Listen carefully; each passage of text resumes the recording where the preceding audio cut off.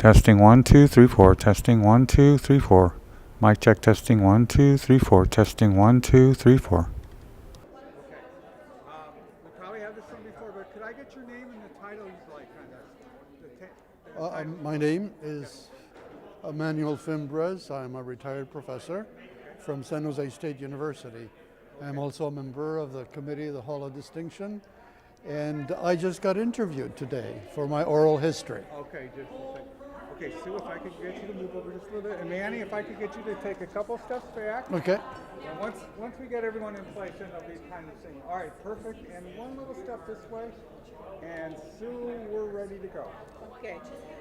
Manny, would you tell us what it meant to you to be having an oral history taken and to be recognized in this manner?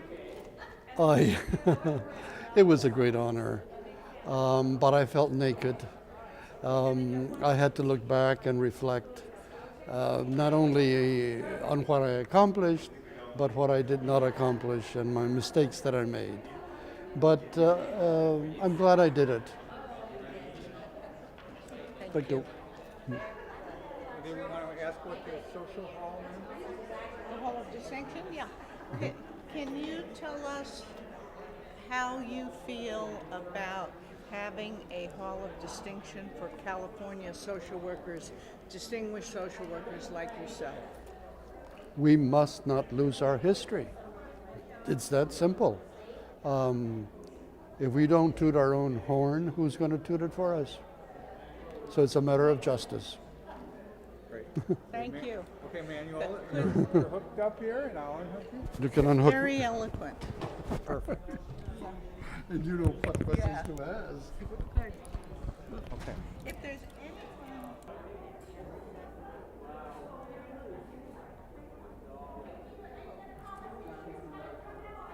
It's for the editor. Can I get your name and the title that they'd like on the video?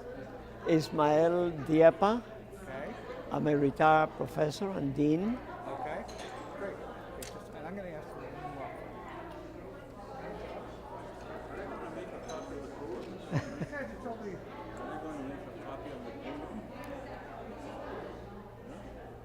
Okay, Sue, whenever you're ready.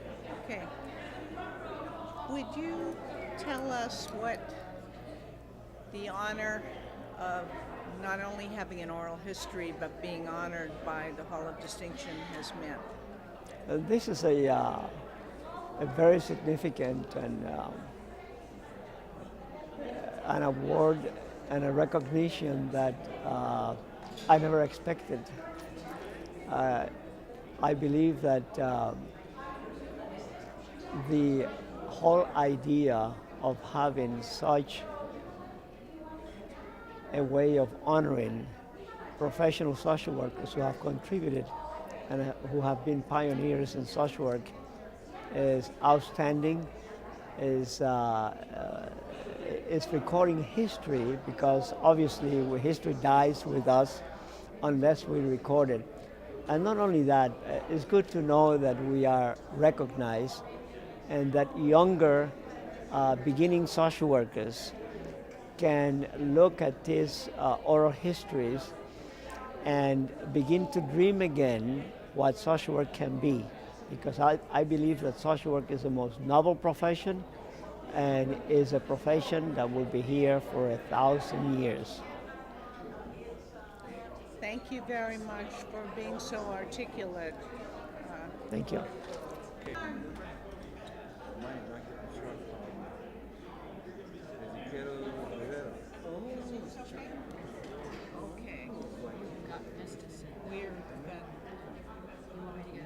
Very well. So good to see you. I'm so glad you could be here today. Yeah, my daughter's here, so when you finish, come over and meet them. Oh, I will. Okay. This is our... Do you want to say who you are? Esther And Gillis. Esther, could you take a couple little steps backwards? Just a Okay. couple little steps back. Okay. Great. Okay. Last time I did that, I stepped in a hole and well, I no, fell. there's no holes here, I promise. Very safe. Oh, okay. And Esther, can we get your name and the title you'd like for this video? Okay. And you can be looking towards Sue. Okay. Okay. Anytime.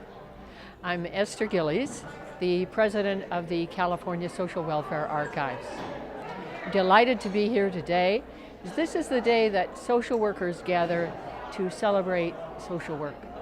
It's an event that's near and dear to my heart, and I think is an event that inspires on an annual basis. So I keep coming back for the inspiration and the collegiality that's provided at this event. It's wonderful. Thank you for stating that so well and so nicely, Esther, and for all your contributions. Thank you, Sue. 15 seconds or something? Yeah, just if you can tell us what being recognized has meant to you and Absolutely. what you think about the Hall of Distinction. Absolutely. Okay, so just ready? Anytime. Anytime. Well, you know, it's really delightful for me to be back here at the Hall of Distinction 2014, having been recognized just last year.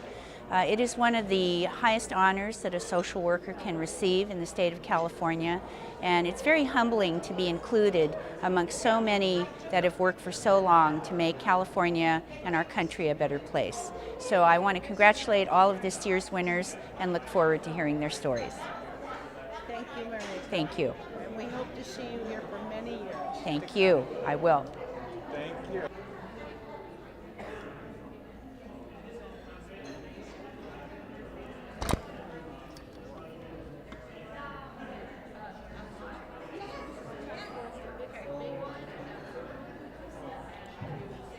Okay. Okay, can I get your name and the title you'd like for this video? Your name? Olga Vélez Sarabia. Okay, and what title would you like? I am on the National Board of NASW, member at large. Well, hang on just a second. Oh. A practice? That was a practice. Okay. This is just for the editor. Your name and the title you'd like? My name is Olga Vélez Sarabia, and I am on the board of the National Board of National Association of Social Workers as member at large. Okay, and then here, just if you could answer Sue's question. Okay. And just a second, if you could move you back here, right Oh, here. this There is you hard. go. This is hard stuff. If you could tell us what it means to the social work profession to have an award honoring our best. I believe. Wait, Start over again, yeah. Let's start Sue, yeah. I truly believe that having awards is most important with social work who are not often recognized for the beautiful work that usually is done behind the scenes. We don't seek the notoriety, but it's wonderful to be affirmed. I have a couple of friends today who are receiving awards, and I'm very pleased about that. Thank you, Olga. Okay. Easy to do, yeah. There's a question. I should ask a different question. You know what? I think you let them go, and they're. Okay. And the first question was just for the editor. Can we get your name and what title you guys have decided on? So I'm going to say I'm a board member of CSWA. Okay. Nothing else? Anything else you want? And just your name, just so we have it for the editor. David Kuroda. All right. Okay, Kuroda. All right, we're good here, sir. David, the Hall of Distinction is a committee and a function of CSWA. Would you tell us the importance of this kind of recognition of professional social workers in California? Yeah, I'm a board member of CSWA, and I was there when Francis Feldman helped start CSWA, when Jim Carles had the idea of a Social Workers Hall of Fame. But there were some concerns about the name Hall of Fame, and so the Hall of Distinction is what it came to be known as. I think it's really important because unlike the Academy Awards or the Hall of Fame, we are recognizing social workers who do real work. They're not actors, they're not performers, they're not athletes, and the work they do to help the lives of children, families, and our communities is so important. And today we're going to recognize their importance and some really key people who have contributed so much to our world. Thank you. We think that you're very articulate. Very nice. You're going to be paying. Hey. This is good. Yeah. This is How about a little?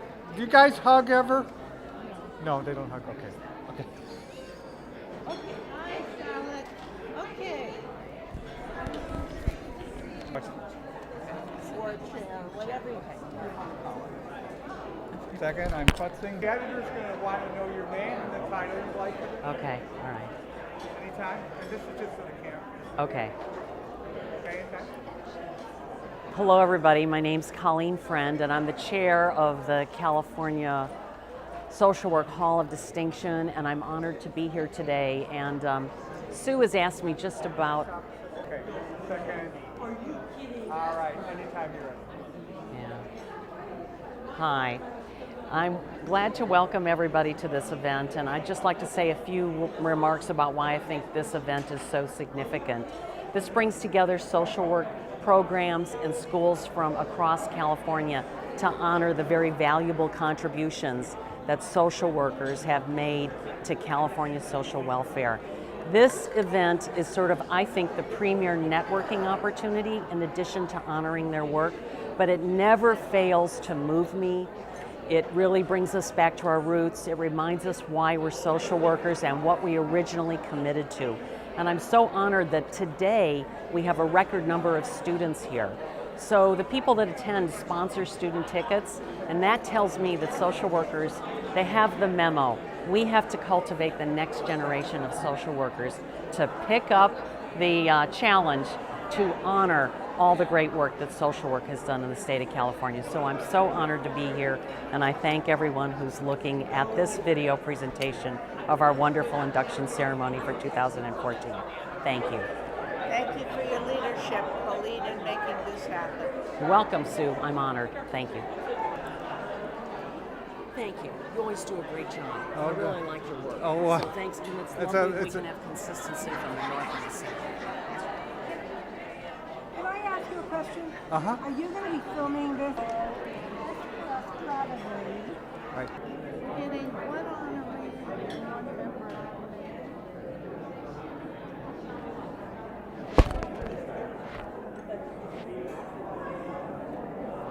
Doing panels. That's great.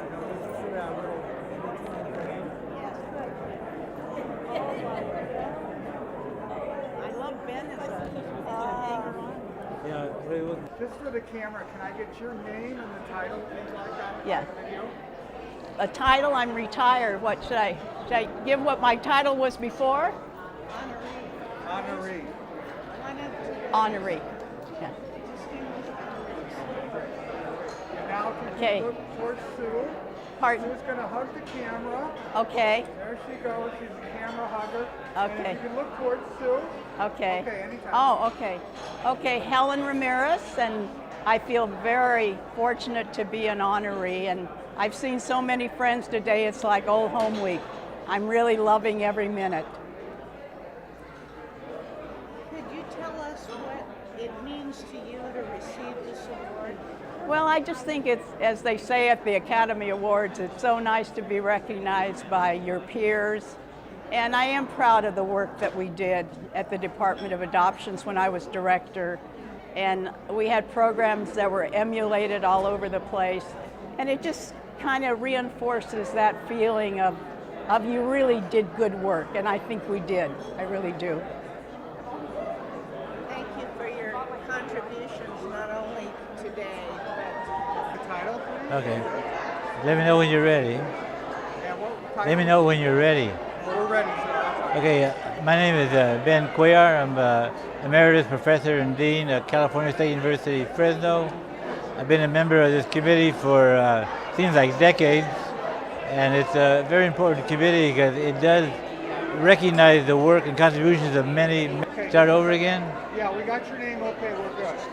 Okay, it's really great to be a member of this committee, the Social Work Hall of Distinction. It recognizes the work and contributions of many, many social workers who otherwise might go unrecognized for their work. I've been on this committee for, it seems forever, but it's really work that is very important and gratifying, and I'm really glad to be on it. thank you for all you've done this year and over the years. And many of the awardees have come to the attention of the committee through your work. Okay, thank you very much. Appreciate it. Thank you. Okay, just a second, Ben. Oh yeah, okay. I don't want to take off with that. Okay, thank you.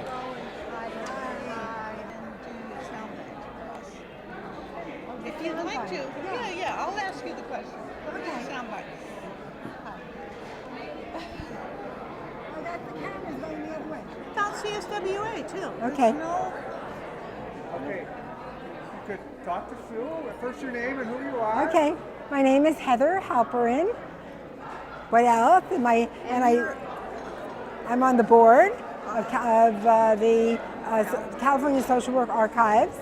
I've been a member for quite a long time, and it's a great honor. And I have been to most all of the Hall of Distinction Awards. That is also an amazing experience because not only do I see people I know, but I help install the people who have contributed to our profession, who are from California. And it is a great honor to be on the board, and it's a great honor to be here at the Hall of Distinction and to see the people I have suggested and who I know be brought into the Hall of Distinction.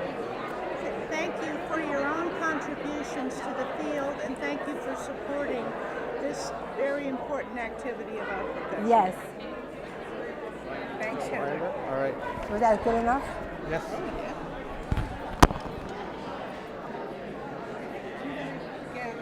Okay, I'm good here.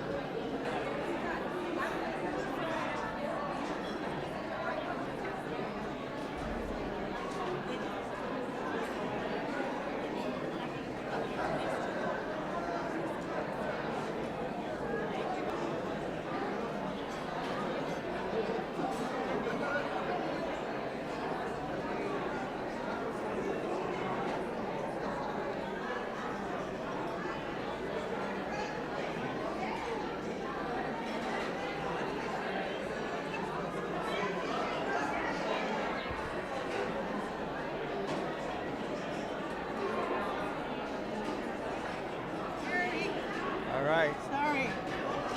Okay. Alex, if you could just look at Sue, could you give us the name and the title you'd like for the video? Okay. All right. All right. Okay. I'm Alex Norman, and I'm one of the honorees. And Just a quick second. okay. Very tall. I'm Alex Norman and one of the tall honorees. Okay. Okay. If you could look towards Sue, that would be great. Look towards Sue? Okay. Okay, and all that is good, and we're ready to go. Okay. Alex, congratulations. Please tell us what receiving this award means to you today. Well, receiving this award really means a great deal because it's an individual award that really is the effort of a collective group of individuals. And no person really can accomplish anything by themselves. As the African proverb goes, it takes a village. And I've had the support of my family, of my friends, my colleague Joe Nunn, who nominated me for this honor. And I got a posse from the Long Beach community. And it reminds me of the commitment that we all make to social work, to be people-oriented and not profit-oriented. Thank you for being so articulate, and congratulations. Thank you. Very well deserved. Thank you. We're thrilled. Okay. Good to see you. Huh? Good to see You're you. looking good, dude. Hey, I'm trying to get there, you know. Bring him in. Hey, man.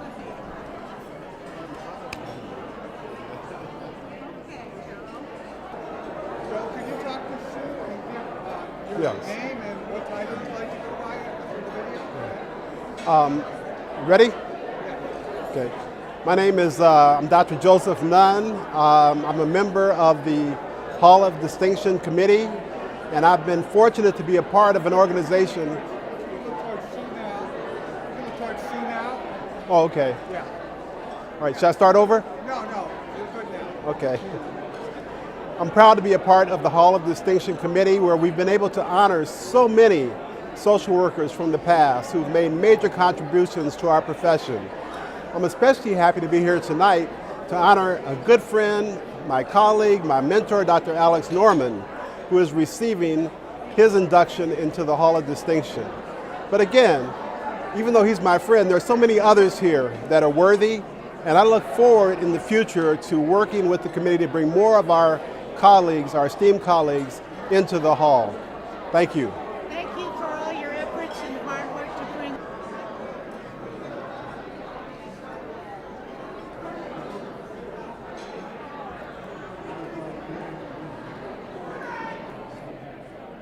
Anything else you prefer to say? Okay.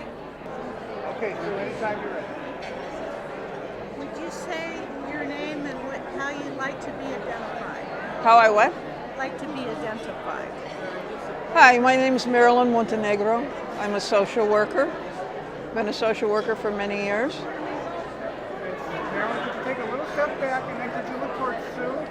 Who what? Can you Look towards me. Oh, look toward you. Okay. Okay, anytime. We'll roll. This is a very esteemed honor only given to a very few social workers in California. Would you tell us what it means to you to be recognized? Well, it's a very humbling honor, and I think it really has to do more with my persistence and perseverance than it does with any successes that I've had. It's really difficult to do good social work in a capitalist system where resources for our clients are so limited and where it's so difficult to make change. Thank you for everything you've done and all the hardships you've endured to deal with the reasons that you're being honored today. Thanks. Anything gonna go? Okay.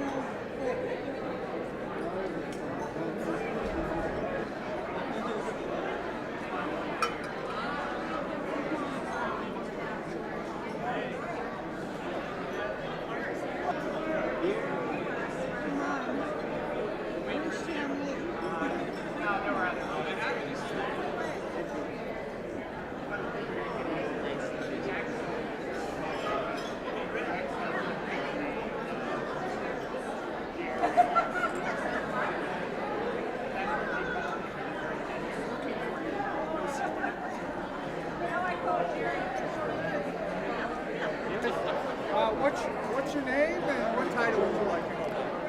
Your name and your title. And why am I here? Just in case. No, Sue. as Oh, Just a second. Okay, Fernando, anytime? am I presentable, Sue? Oh yeah, we're just shooting just from the mic on up. Pardon? Look at the camera or look at Sue? Look at Sue. Yeah. Look at Sue and Sue can move in a little bit. Okay, we're good here. Okay, and could you take a little step back? Step Feel back. comfortable? Yeah. The light is a little bright in your eye. Okay, anytime. My name is Fernando Torresgil, a professor of social welfare and public policy at UCLA, and it just, looking at, we'll do it over again. Okay. You got that first part? Yes, we're Good. fine. Yeah. We're just going to put the lettering in. You are one of our esteemed honorees today. Would you tell us what that means to you? It's a great honor and actually quite exciting to be here as one of the inductees in the Social Work Hall of Distinction.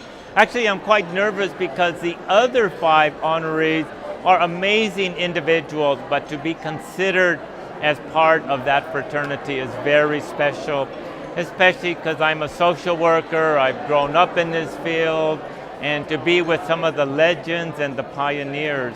And I might add, those that have been inducted before us are in many ways the true pioneers of early social work here in California. So I find it hard to believe that I merit this and that I've been around long enough to earn this, but I will accept it graciously, and also on behalf of all the young students who we hope to mentor to take over our work when we're long gone, but hopefully not forgotten. Well, you are a legend. Thank all those that nominated me, including Manuel Fimbres and Reno Patty, who will introduce me. Those are two amazing individuals. Thank you very much, Sue. This gentleman needs no introduction. Okay. Okay, anytime you're looking towards Sue. Oh, I'm looking at her or looking at the camera? Look at her, okay. Hi, Tenley. Hi. Hi, Tenley. You have been a very important part of the Hall of Distinction Committee. Would you tell us what it has meant to you to support this activity and be part of it? You know, when Jim Carles came up with this idea many years ago, it was inspiration, because social workers are rarely recognized. Even the great social workers are rarely recognized. And to have this program and this event for so many years, it's like continuously inspires me, but also many, many other social workers. So I look forward to hearing the stories of each and every one of the inductees, and I look forward to hearing it every year. Thank you for being so supportive, and thank NASW for making. Thank you. How are we doing on time? I need I about. don't know. I'm going to go till they stop us. What's that? Did you get the input already?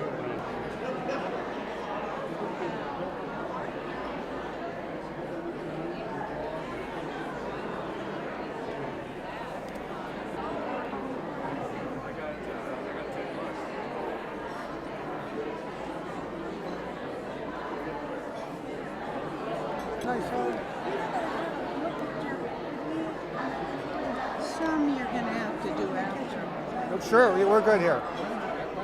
Okay, anytime. Social work moves into the media. Yeah. Hi, I'm Reno Patty. I have a long association with the archives, and I remember the days when Francis Feldman and Ruth Britton were just getting this thing up and going. It's come a long, long way since then, as you can tell from the great turnout, and it's so heartening to see so many people committed to preserving the history and the dignity of the social work profession in the state of California. Too little of that is done. We should recognize our own more than we do. Thank you. Thank you very much for expressing. Reno, can we get what title you'd like underneath your name? Retired professor, Professor Emeritus. USC. Thanks. Yeah. Don't go anywhere.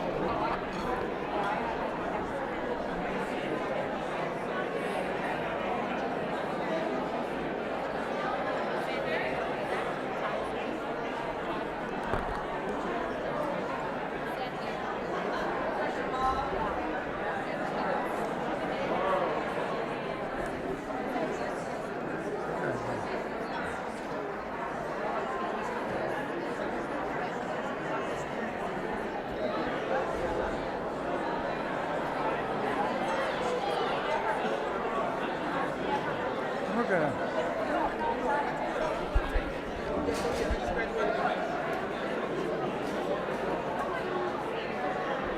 Oh, that's nice. Oh, that's nice.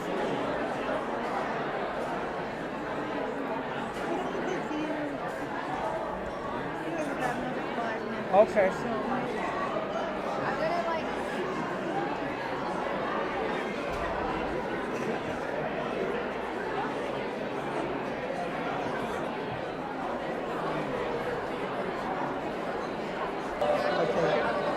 Just get your name and the title you like for this video. The title.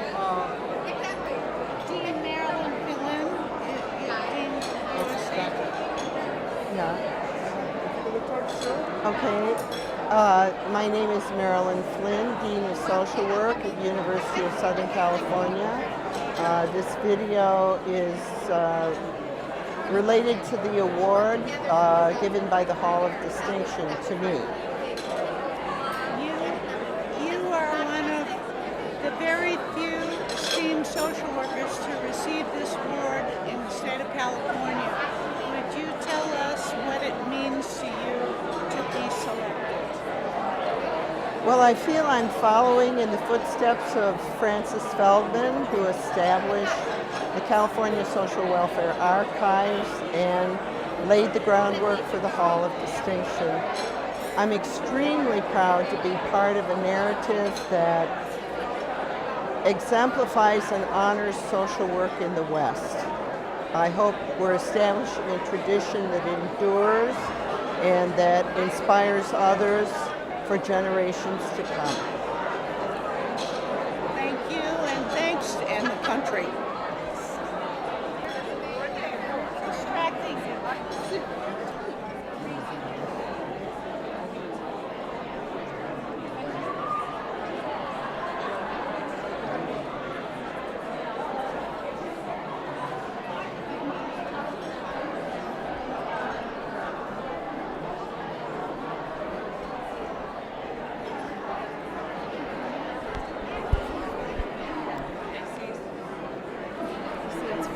About 5 minutes? Yeah, Can well, I? it's 5 to 3.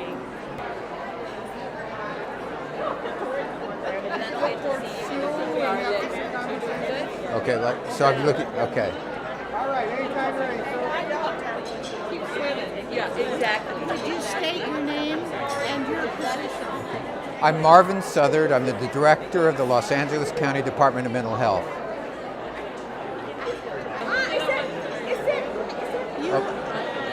You are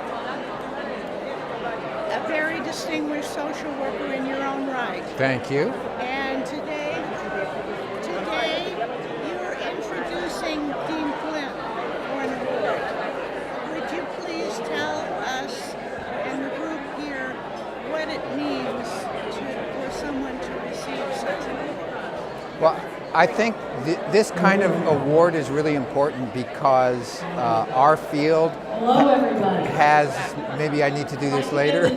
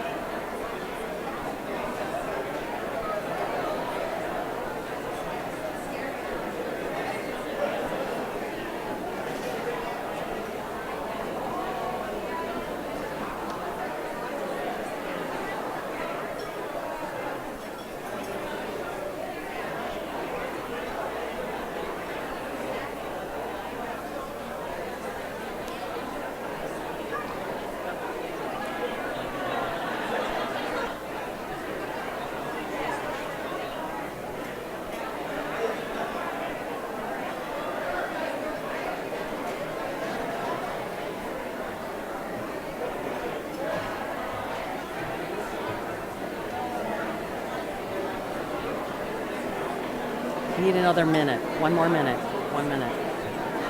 1 minute. And then we're going. Okay.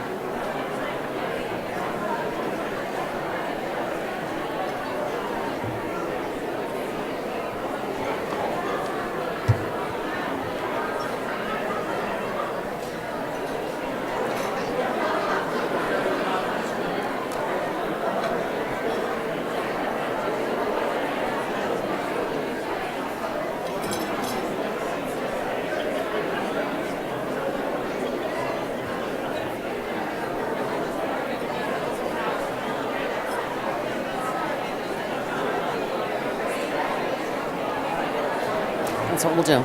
Okay, everybody. Okay, everybody, we're going to get started.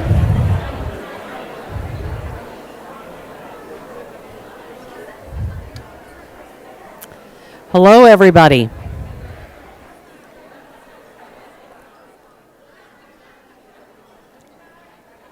Hello, everybody. I'd like to welcome everybody. I'd like to welcome you to the 2014 California Social Work Hall of Distinction induction ceremony. Welcome, welcome. I realize we have a few people in the line, but hopefully you'll be able to return to your seats as soon as possible. Thank you. Okay, so welcoming you to our wonderful induction ceremony. It always moves me. I'm so honored to be here. All the work of the committee members, all the work of Katie Johnson and her staff. It's just an honor to be here. So what I want to do is a couple things and then hand it off to Esther Gillies. So I'd like to acknowledge and welcome my fellow committee members. We have many committee members, but we only have several of them that are here today. So I'd like to ask them to please stand, and in the interest of time, if you could please hold your applause until everybody stands, and then we'll recognize them all together. So first off, I have Francis Capel. Francis? Okay. Ben Cuellar. Ben, please stand. Suzanne Dvorak-Peck. Manuel Fimbres. Manuel, there you are. Okay, Esther Gillies. Jim Kelly. I know that Jim's probably on his way. Joseph Nunn. Catherine Ralph. And Jan Lee Wong. Let's please acknowledge these Hall of Distinction committee members.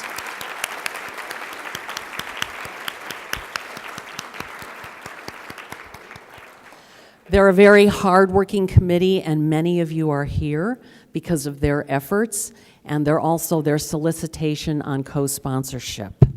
And speaking of the last person that I recognized, Jan Lee Wong, we also want to thank the California NASW for sharing their space and making this available for us, for promoting this event in all their materials with their membership, and especially everybody who came to the conference. Let's thank California NASW. Thank you, Jan Lee. Really appreciate that. Thank you. I'd also like to acknowledge all the co-sponsors. Now, this was a record year for co-sponsorship. We cannot do this event alone. And all the schools and individuals and organizations that have come with us to co-sponsor this event, I'd like to thank them. I'm going to list them off by the organization and also the decision maker. I'd ask you to do the same thing. Hold your applause to the very end, and then we'll acknowledge them all together. So first off, I have the California Deans and Directors of the School of Social Work, also known as CAD. And then second, we have California State University, Dominguez Hills School of Social Work, and that's Makita Graham. Then we have California State University, Fullerton. Head of that program is David Chanot. California State Long Beach School of Social Work, Christian Molidar.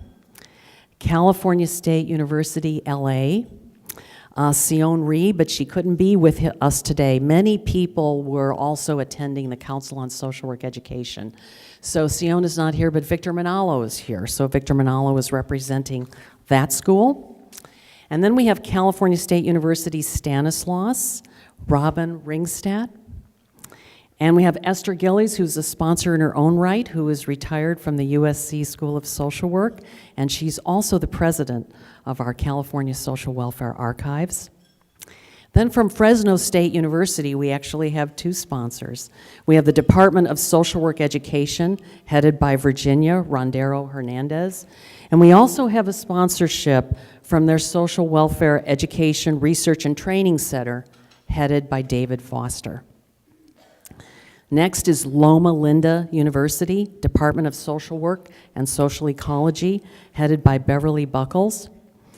And then we have the NASW chapter, headed by Jan Lee Wong. Thank you again for your sponsorship. And speaking of NASW and past presidents, we're honored to have several past presidents here.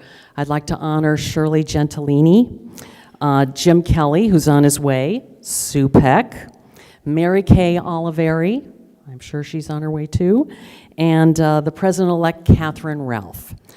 Next up, we have San Diego State University and San Diego State, as well as their Center for Alcohol and Drug Studies, and their Driving Under the Influence program, and that is headed by Melinda Holman, who's here today. San Francisco State University School of Social Work is also a co-sponsor, headed by Eileen Levy. And we have San Jose State University School of Social Work, headed by Jack Wall. Then we also have Suzanne Dvorak-Peck, who's also a co-sponsor in her own right, and we thank her for also sponsoring the video production today, which is very important for putting the word out about our work on our website. Suzanne is representing the International Federation of Social Workers, for which she is an ambassador, and she's also a member of the Hall of Distinction and the Archives. Next, we have the UCLA Luskin School of Public Affairs, Department of Social Welfare, headed by Todd Franke. And we have the UC Berkeley School of Social Welfare, headed by Dean Jeff Edelson. And then finally, we have our USC School of Social Welfare, headed by one of our honorees, Dean Marilyn Flynn. Thank you, everybody, for your sponsorship.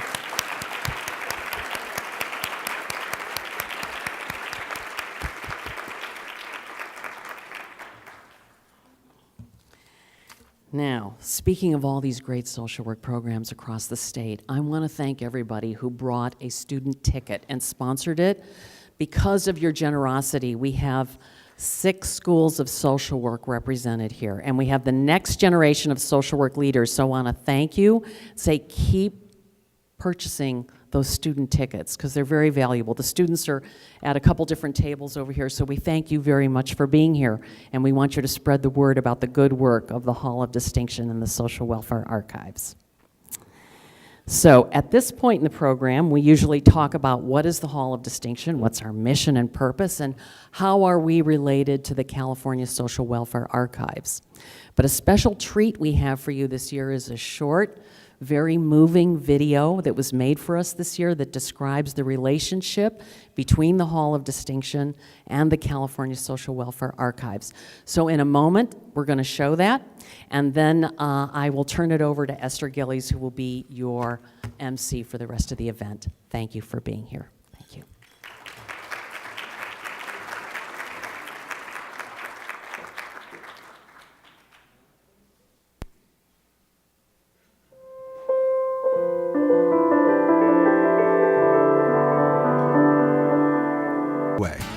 Please visit www.usc.edu/CSWA.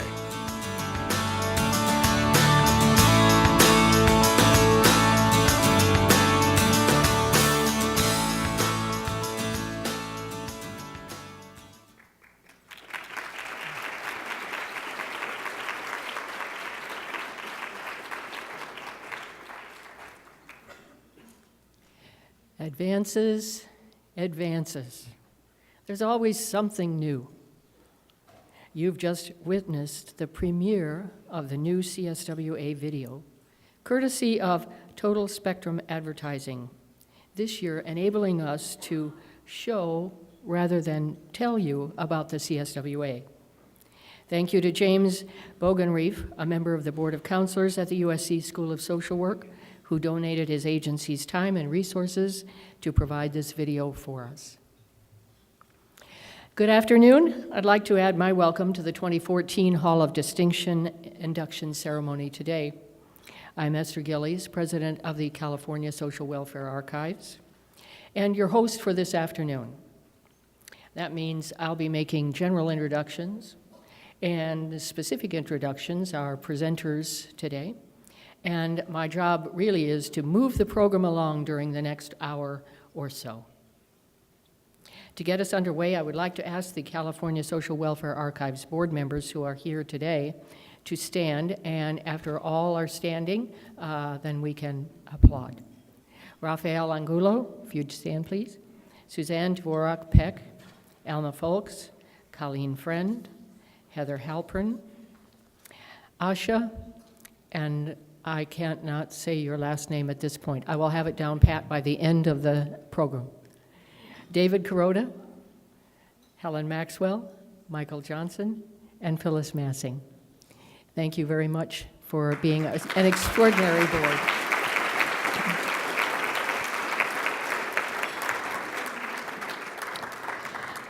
I'd also like to acknowledge some special guests, prior inductees to the Hall of Distinction who are in attendance today.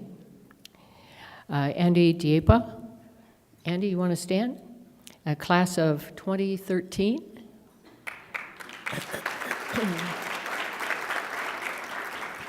Manuel Fimbrace, class of 2009.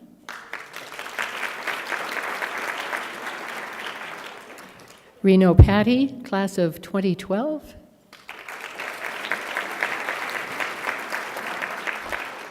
Dolores Rodriguez, class of 2010.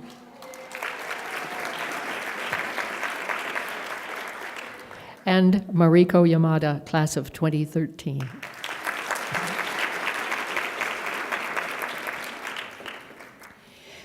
As always, the 2014 inductees into the California Social Work Hall of Distinction are all social workers, a requirement for membership in the hall. They were nominated by social workers and others working in the area of social welfare from across California. Nominations were reviewed and inductees selected by the Hall of Distinction Committee, composed of social workers from throughout the state, from San Diego to the south to Chino in the north, and representing academia, research, administration, individual and group practice, and all the areas across the broad spectrum of social work practice in California. From the many nominations submitted in January, 6 were selected for induction into the Hall of Distinction this year. To begin, I would like to welcome to the podium Dr. Melinda Homan. Melinda's here somewhere.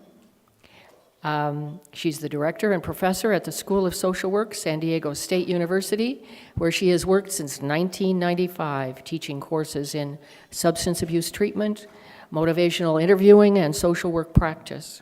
She will be introducing 2014 inductee Georgie DeStefano. Dr. Homan.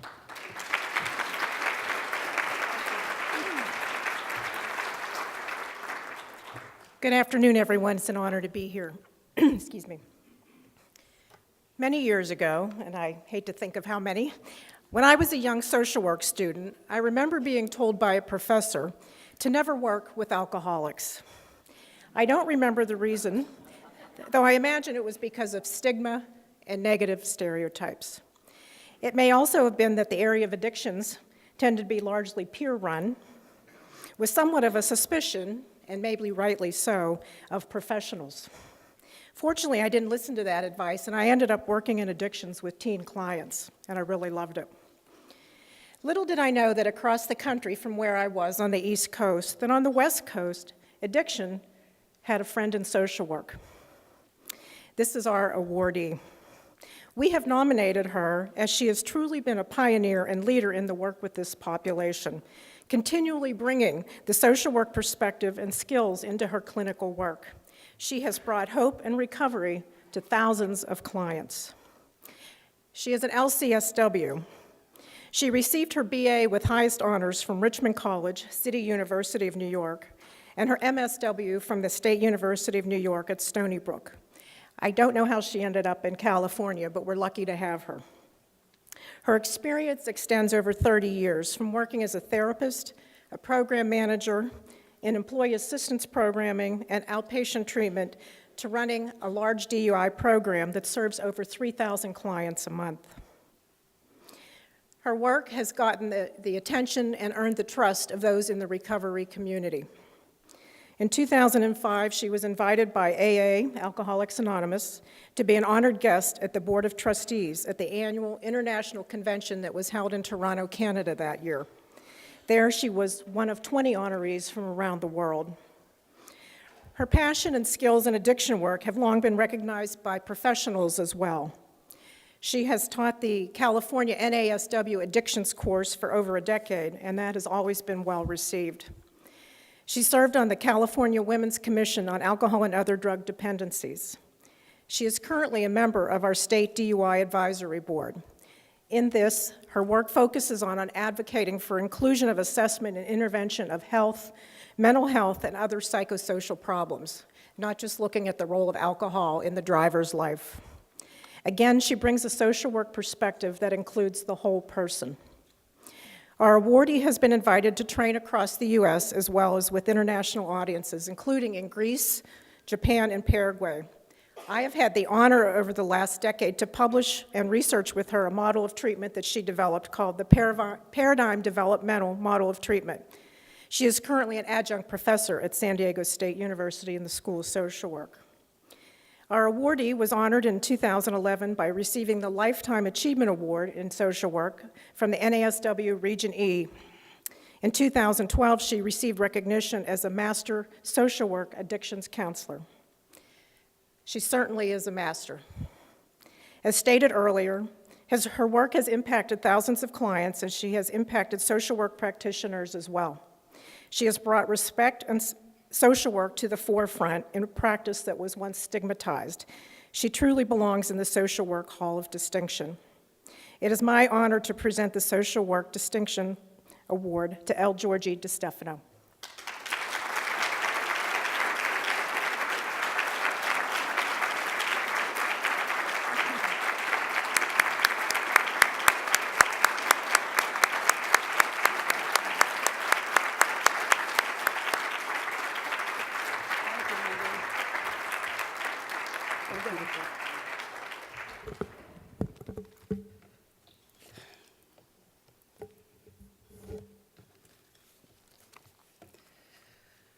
Thank you all so much. If I knew that there was going to be video on both sides, I would have tried a little harder to lose weight.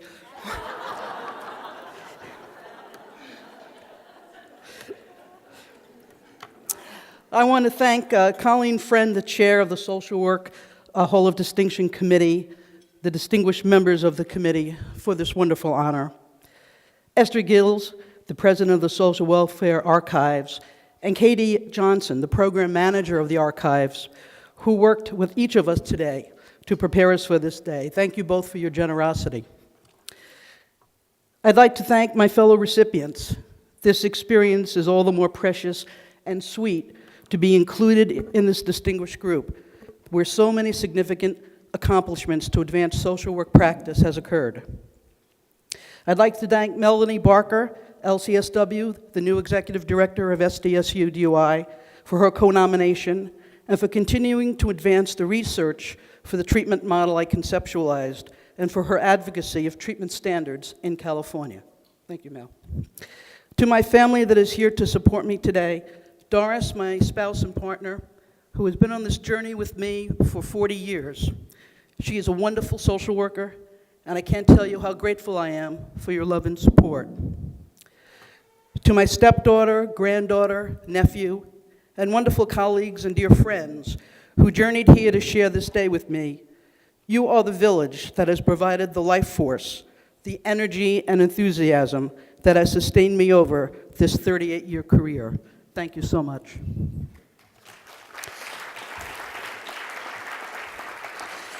And lastly, to Dr. Mindy Homan, the director of San Diego State University School of Social Work, for this nomination, and for the many years of encouragement in developing the Paradigm Developmental Model, and for co-authoring the first book and various articles, and for conducting the research necessary to support the efficacy of this model. I am forever in your debt. Teaching and social work have always been the two great loves of my professional life. Because I wanted to teach and train counselors in the delivery of treatment services in the field of addiction, I was forced to conceptualize what to do and when to do it. I will always be grateful to Dr. Anita Harbert, the former director of San Diego State University's School of Social Work, who told me, "You have to write about these treatment concepts." Her advice and direction, she was my boss, over the subsequent 14 years has brought me to this day. I had to think about and think through and synthesize the components of the treatment approach I was proposing. Dr. Holman very generously would meet with me weekly to begin the arduous task of writing. Did I mention I had nearly a phobia about writing? I could talk up a storm, but I was an absolute disaster in the early days with writing. It was the counselors in our program that spurred me on. They really believed we were onto something, and they wanted materials. And they also wanted them in Spanish and as soon as possible. For over 15 years, I taught at the NASW courses on substance abuse for pre-licensure, and this really became a laboratory. The challenging questions, the insights, the need for a treatment guide further motivated me. Once the model was developed, the hard work really began. We had to develop scales and validate the scales, teach our approach, and write about the process. We published the first book on the model in 2010. When we finally published the PTMD group topic book in 2012, it represented 28 years of thinking about this topic. I presented my first grand rounds on group therapy for addiction treatment in 1984 at Mesa Vista Hospital in San Diego, California. Aaron Beck, the father of cognitive behavioral therapy, came to San Diego in 1988 and observed me conducting group therapy with substance abusers using this method. And that was prior to him writing the book on cognitive therapy and substance abuse. In 1991, I began teaching these methods in Japan, and my last trip was 2 years ago. And so you can see from this that my focus for many years has been to develop the techniques that would work with substance abusers in group therapy. An important component of the model, and one that I am totally committed to, is the understanding that mental health issues and substance abuse are interrelated and must both be addressed for recovery to be successful. For a number of years, I sat on the California State Advisory Board for Alcohol and Drugs that oversee DUI programs in the state of California. To be quite frank, in the 1990s and 2000s, there was not a DUI program in this state that addressed co-occurring disorders or the mental health concerns of their clients. Now, you must put this in perspective. When I was director at San Diego State, we had 3,000 clients a week. The other 3 DUIs in San Diego had another 7,500, and that was just San Diego. There are dozens of DUI programs in the state treating literally thousands of clients on a weekly basis. And yet these DUI programs ran the risk. Each of these people or in DUI programs run the risk of another DUI. And the co-occurring disorders is a major reason why people may again not be able to stay clean and sober and repeat the behavior of drinking and driving. That issue would endanger their lives as well as ours. These DUIs had the opportunity to address a major contributing factor for repeat failure and recidivism: depression, anxiety, bipolar disorder. But they were not identifying these mental health issues in any consistent way. This was the challenge that most motivated me to create the model and a software program that provided DUI programs and treatment facilities with the tools to provide evidence-based treatment that could foster recovery and identify and address mental health factors.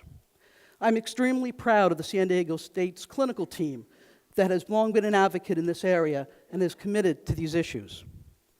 I now leave this continuation of this important work to the next generation of social workers. If our communities are safer because we have reduced the incidences of DUIs, if individuals attempting recovery now have a better understanding of what will contribute to a successful recovery, and if counselors now have a treatment guide to help them work with clients, and if mental health issues are routinely recognized and addressed in addiction treatment, then I feel something has been accomplished and my time has been well spent. Thank you for your acknowledgement and recognition.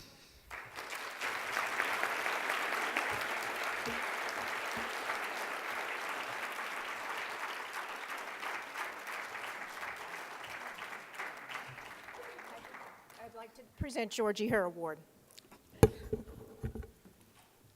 guess we should stand over here.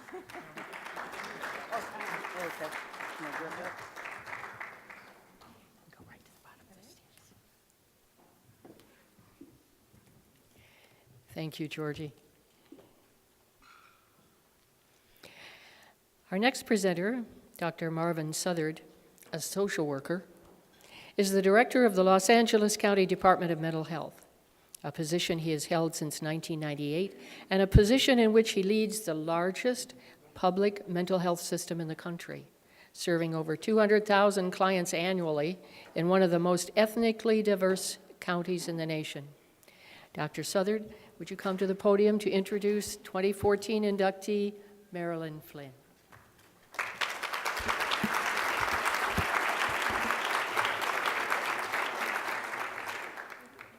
Esther told me that I had 3 or 4 minutes, so clearly she did not want me to talk about Marilyn Flynn's distinctions, achievements, and accomplishments, because I would need a much bigger time than that. So instead, I thought I would talk first about one of Marilyn's weaknesses, and then an image that weakness has brought forth for me. So Marilyn, and this is a weakness that I actually also suffer from, we both have the GPS chip in our brain slightly disabled. So Marilyn and I have been lost together on 3 continents. The most interesting of those times was when we were wandering through an Israeli military base in a classified area. The guards did not look amused. But the time I'm thinking of was the time that we were wandering around in central Dublin.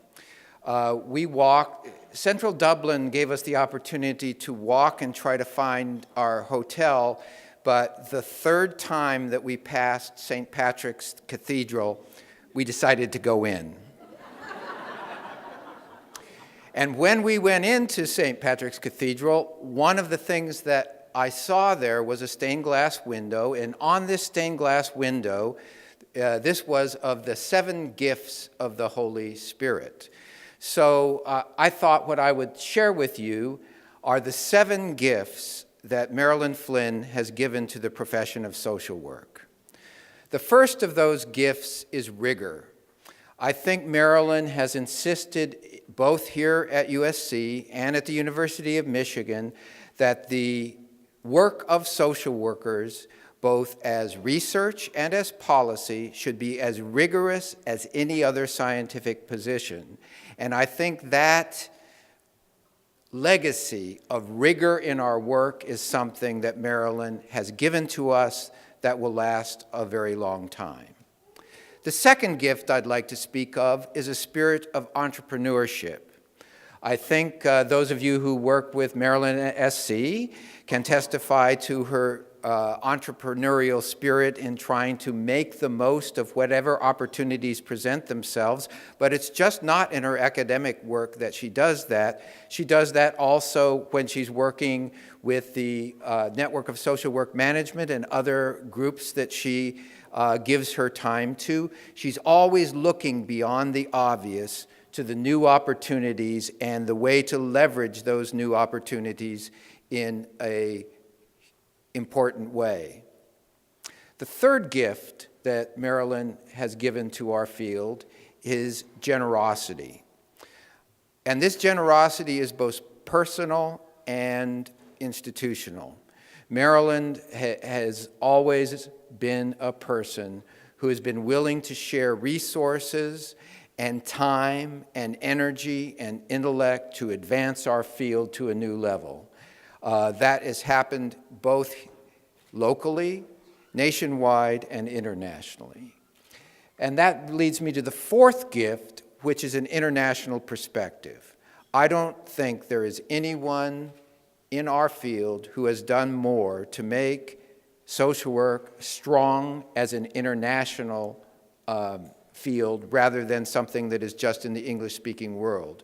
Marilyn has reached out and engaged China and Korea and Mexico and Israel in efforts to make our field and what we have learned available to the whole world. The next gift I'd like to speak about is her search for root causes. As Marilyn looks at what we're trying to do in making social work powerful in changing things, she doesn't want us to pay attention to programs that merely put Band-Aids on things. She's looking for finding ways so that we look to the root causes of all of the problems that our communities face. And I think that legacy of investing in root causes will be one of the strongest things that she passes on. The sixth gift I'd like to speak of is her intense devotion to social justice. Now, that's not unusual in a social worker. I think all of us have a commitment to social justice.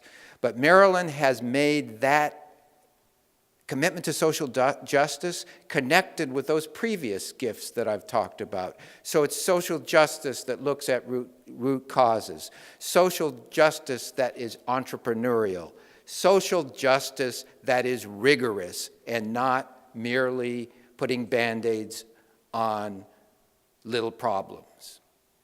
And finally, the last gift that I'd like to talk about is her gift of partnership.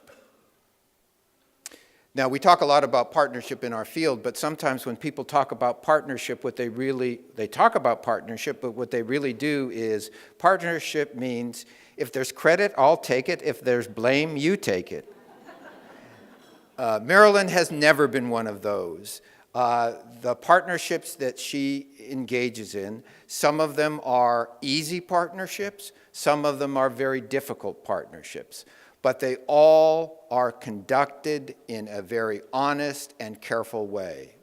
So these 7 gifts are the things that emanate from Marilyn Flynn's spirit, and that spirit and these gifts are the reason that she's been being inducted into this Hall of Distinction. I'm very honored to offer this to my friend Marilyn Flynn.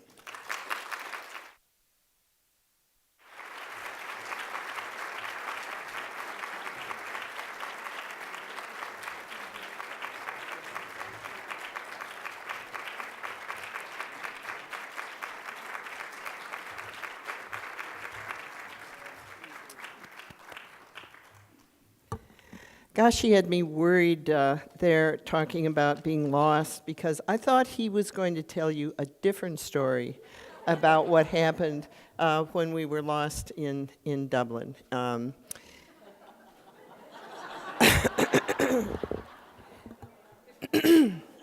But actually, the story I'd like to tell is not going into the cathedral, but what I remember, Marv, is standing outside the cathedral, and suddenly I watched Marv as he looks up, and there's a paragraph over the entrance to this beautiful church. It's all in Latin, and Marv starts reading it. And I looked at him and I thought, I knew he was a talented director of mental health, but my God, he reads Latin too. And I thought, this is the kind of qualified guy that we get in Los Angeles, and I was really proud to be with him. Well, I want to thank you so much for that, and I want to thank the board for the California Social Welfare Archives and the Hall of Distinction Committee. I had a joke I wanted to tell at this point, but my family won't let me. So I'm going right on to the next part of my talk. If any of you want to know what it is, I'll tell you in private. But election to the Hall of Distinction has great meaning to me for 3 reasons. When I first came to the School of Social Work in 1997, I met a woman called Frances Feldman. Frances died about 5 years ago at the age of 91 and was reported in Time magazine for her creativity and the impact that she had. She was a very active faculty member, emerita at the time I got there, literally until the day before she died. Among the many creative projects for which she was responsible was the California Social Welfare Archives, which was an effort to preserve and memorialize the great contributions to social good by California social welfare leaders, extending as far back as 1880. I have to tell you, she was very annoying. I was not interested in this activity at all.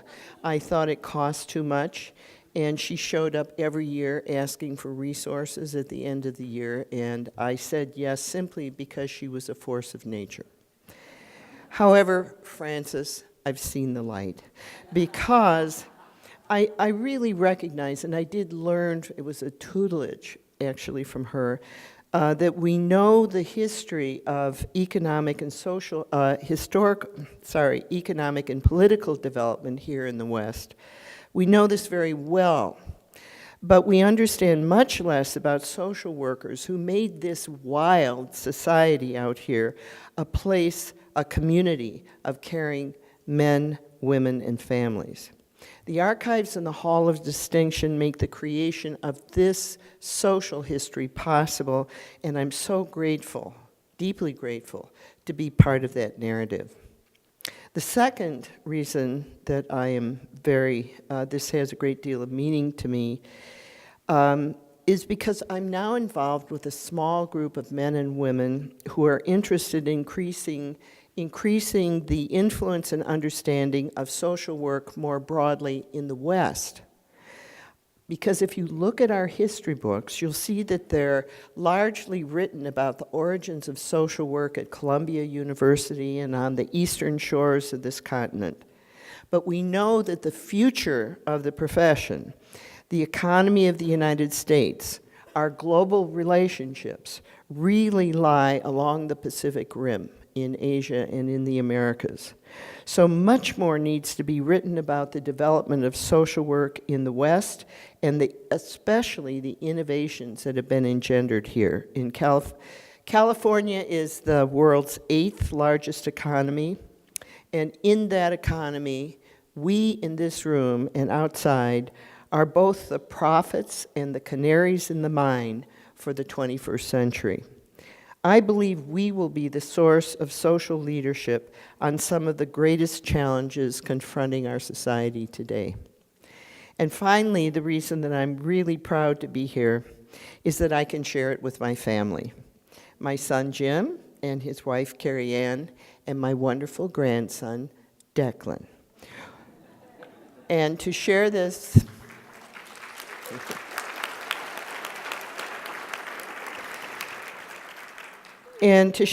together with you, my friends and my professional associates, Jan Lee, after 2 decades almost of friendship and work together, I'm so glad to see you here. And Marv and I have conspired more than I would like to see, and I'm really grateful for sharing this evening with you.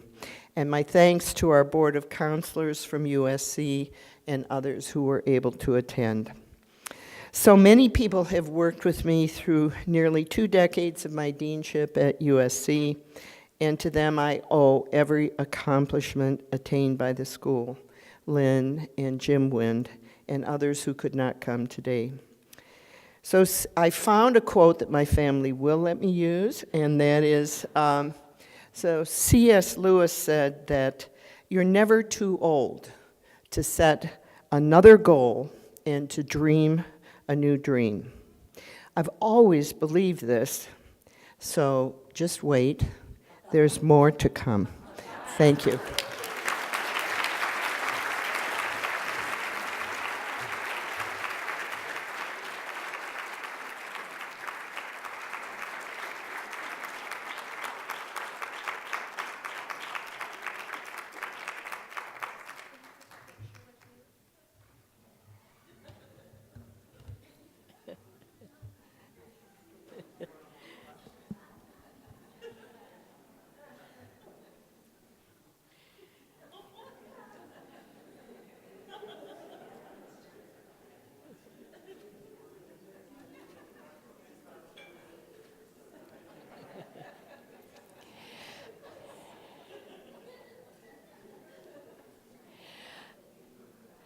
Natalia Salinas, an active and valued leader within NASW California and chair of the Social Action Social Justice Council, is with us this afternoon to introduce Marilyn Montenegro, Social Work Hall of Distinction inductee, class of 2014. Natalia?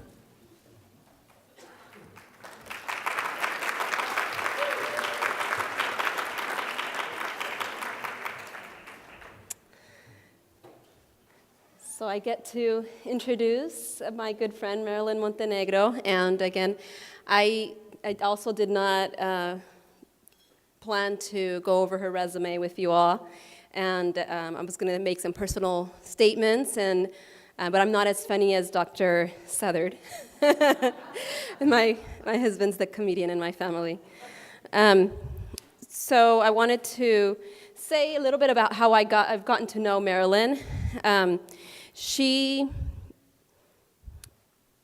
writes for the NASW California News, as we all know, and I used to, when I became a member, I always used to go through articles looking for hers, and also Manny Gale, who are social action, social justice advocates, and so, I'm sorry, I'm a little nervous. I don't usually speak in large crowds. So Marilyn continues to write. Unfortunately, Manny Gale no longer writes for NASW California News. And I remember when she won Social Worker of the Year award for California and then went on to win it for national.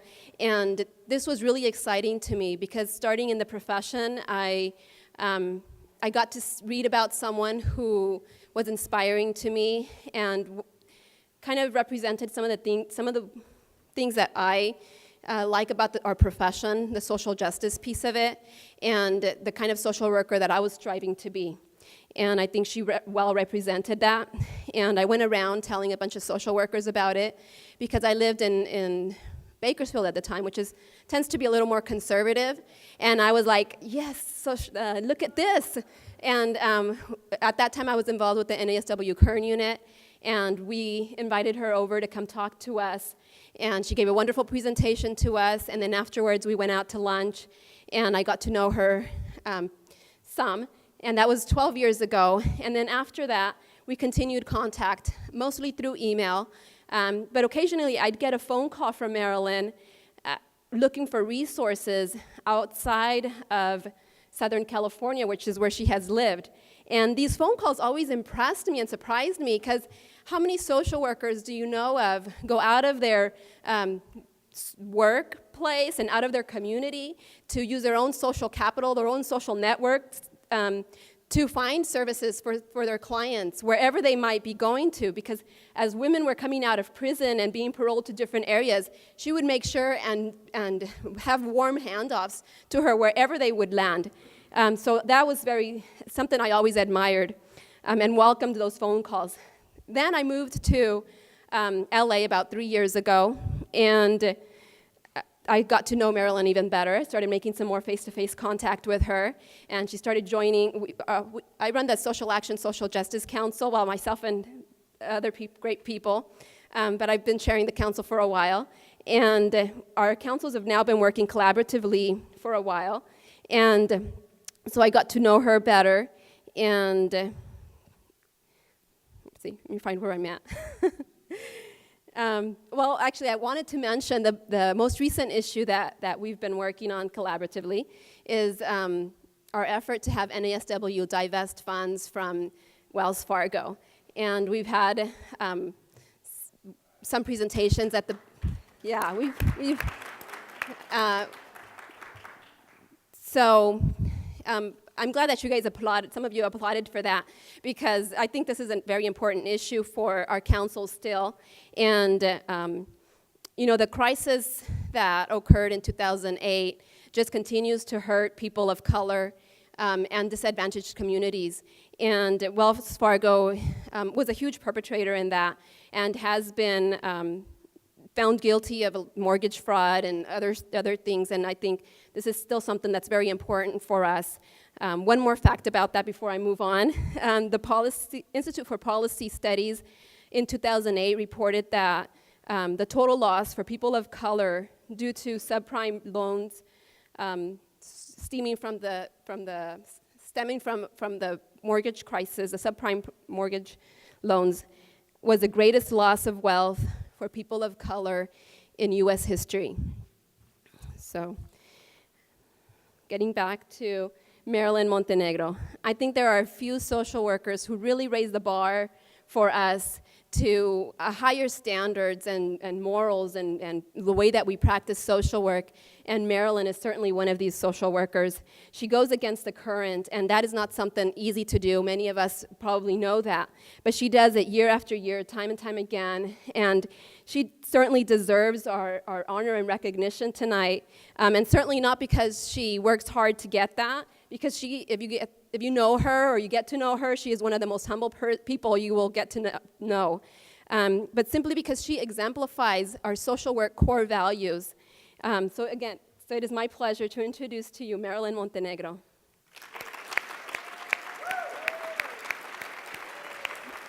Oh, and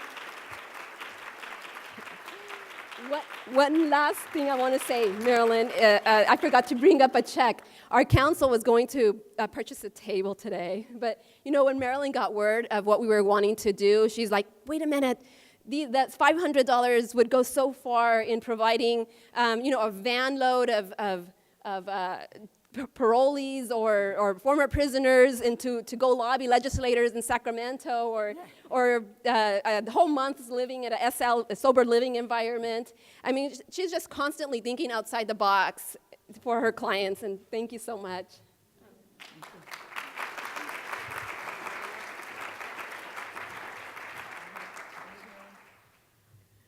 Thank you very much. I'm humbled by the honor. I think that I'm being honored not so much for what I've accomplished, but for just perseverance over many, many years of trying to get things done, and often not very successfully. When I became a social worker, I thought that I would get access to resources. I'd get a book that would tell me how I could get things. I didn't ever get that book. And I found out that really what social workers were doing was being gatekeepers. There are limited resources in the SPA 8 where I work. There are going to be 141 houses for homeless people, which is really wonderful, except there's 6,000 homeless people in that spa. And so the gatekeeper gets to tell people, gee, you really don't qualify. You don't have a utility bill with your current address on it. You don't have a current California ID. You have a criminal history. And there is a sense of power because every once in a while for one of those 141 you can say yes and they're really grateful. So it's very tempting to use the power of no. And I've worked really hard not to do that, but to always say yes to my clients and to stand with them when they try to get basic needs met. And I'm often, usually, unsuccessful because there's not enough to go around. Not that there isn't enough in the whole world, but there isn't enough in this system. And I've worked unsuccessfully to challenge some of those systems. The system that we live in that says that we must have growth and development rather than sustainability and balance. The system that values individual achievement over communal well-being.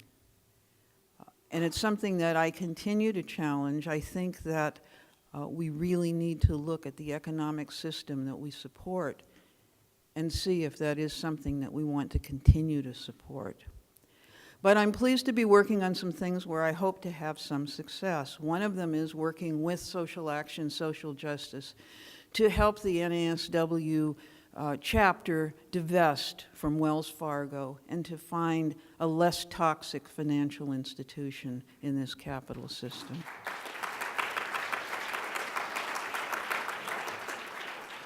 And I'm working with the Women's Council on trying to help the Board of Behavioral Science Examiners deal with people with criminal histories in a more social work-friendly way, rather than saying, which is a social work cop-out, oh, we deal with that on a case-by-case basis. Because case-by-case often means, I know the rules and you don't. And when you don't know the rules, you're at risk. So the board, I understand, took some action this morning, and that they're going to be exploring working with the board to make their rules more transparent and more friendly toward all of us. And lastly, I would like to say that one of the things I'm working on, a friend of mine was going to come today, and she said, well, I can't come because I'm working on Proposition 47, and I really want to be there. So when you get up to talk, will you tell people that Proposition 47 is important, that what it does is reduces 6 so-called crimes from felonies to misdemeanors, which means some people will serve less time, and it'll be easier for those people to find work. So I'm doing that too today.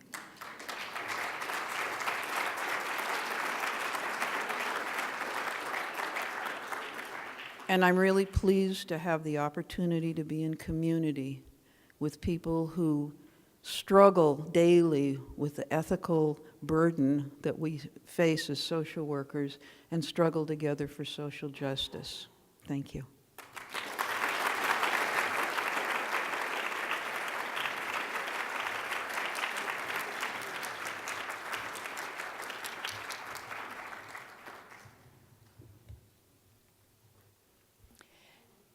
Dr. Joseph Nunn, Professor Emeritus, UCLA Department of Social Welfare, is a licensed clinical social worker with a background and interest in social work field education, juvenile justice and corrections, interagency collaboration, and issues related to cross-cultural practice and diversity in the workplace.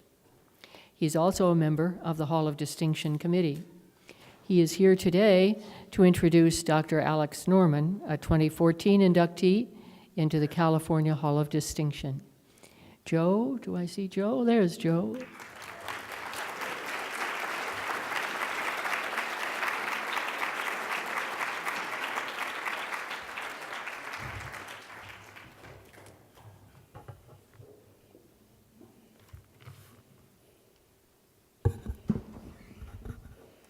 Well, good late afternoon, early evening. I'd like to say congratulations to the inductees.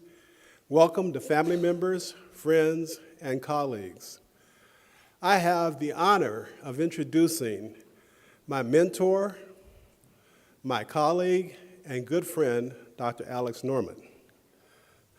Now, some of you may remember the late, great rhythm and blues singer, James Brown. James Brown had several names: Godfather of Soul, Soul Brother Number One, Mr. Please, Please, Please himself, and hardest working man in show business. Well, we've got 4 names for Dr. Norman.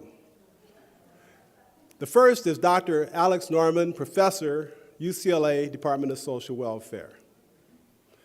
The second, which he gave to himself, the Peaceful Warrior. The third is Alex Norman, the Failure. And the fourth is Mr. Long Beach. First of all, Alex Norman, the professor. Alex was loved by students. When you were on campus, and I was his colleague, walking down the hallway, if it was break time, you see Alex surrounded by students. He was a strong advocate for community organization and macro practice, and never missed an opportunity to let you know that was his interest. He was also sought after around campus by faculty of color who came to him to discuss challenges that they were encountering in the academy. I frequently saw people in his office, and Alex was always there to add guidance. Now let me tell you about the Peaceful Warrior. Alex is a warrior for social justice. And yet, one summer, just before school was about to start, he said to me, Joe, you know, I'm tired, man, of pushing so hard. I read a book this summer, and I'm going to go the way of the Peaceful Warrior. Well, it was about 2 or 3 faculty meetings into the year. I'm sitting in the room laughing because the Peaceful Warrior fell off the path.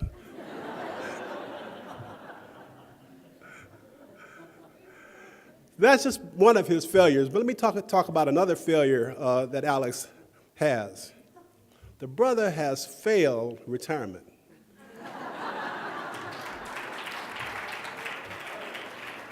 He has flunked retirement.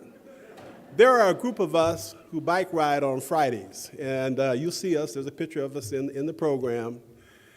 And Alex used to say, this is what he used to say, "My bike riding days are protected.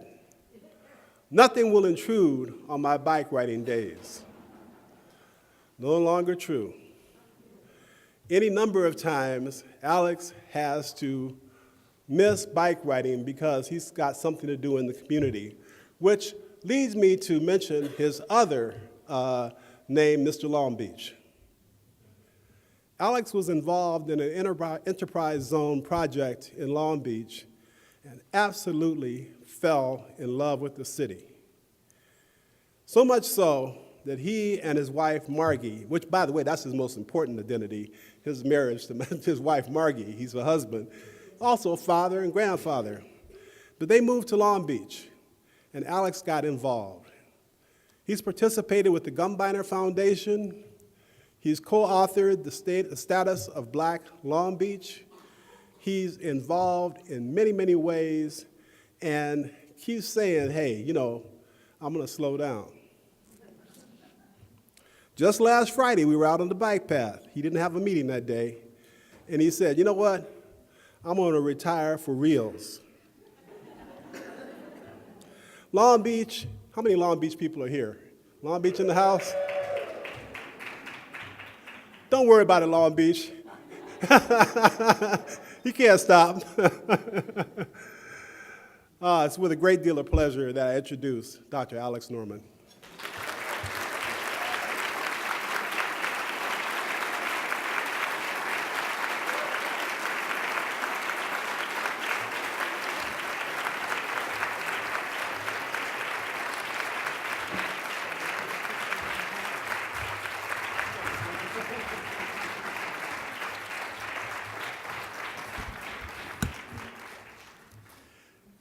Thank you, Joe.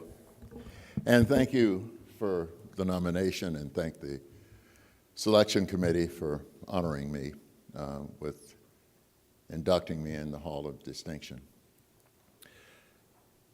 You know, as I was sitting and thinking of what I might say, it just occurred to me that this is an individual award, but it really is a collective effort, because I stand on the shoulders of my ancestors, going back 7 generations. I'm just 2 generations from slavery, so I'm the grandson of slave parents. And it's the context of my ancestors that drives my theme of social justice. But it's also infused with an appreciation for the support that I get from my family, my wife, Margie, and my daughters, and my son-in-law, Ken, and my granddaughter, my favorite granddaughter, and my favorite grandson. And they'll say, "Grandpa, you only have one." I say, "Yeah, but you're still my favorite." Yeah. And my granddaughter said, "Grandpa, you know your name is in here 10 times? Yeah. But it's that kind of support, I think, that has allowed me to, as Joe says, flunk retirement. But you know, I think I'm at a point now where I'm not going to flunk retirement anymore, because I'm not going to retire, you know.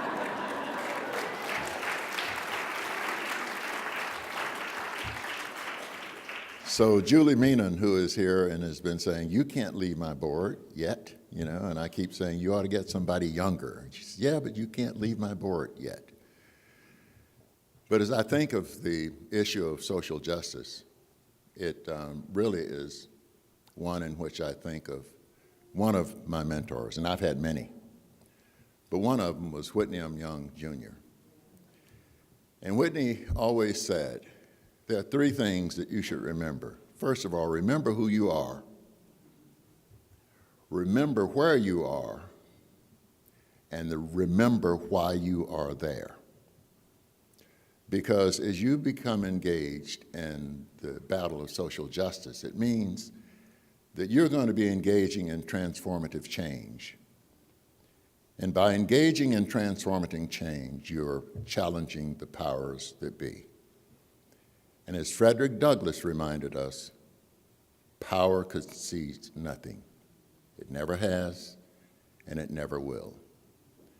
And I'd like to take this opportunity to issue a challenge to social work, that as we enter in this new phase of American culture, that we really champion the cause of those who are victimized by society, not just because they don't receive services, but because they get the short end of the stick.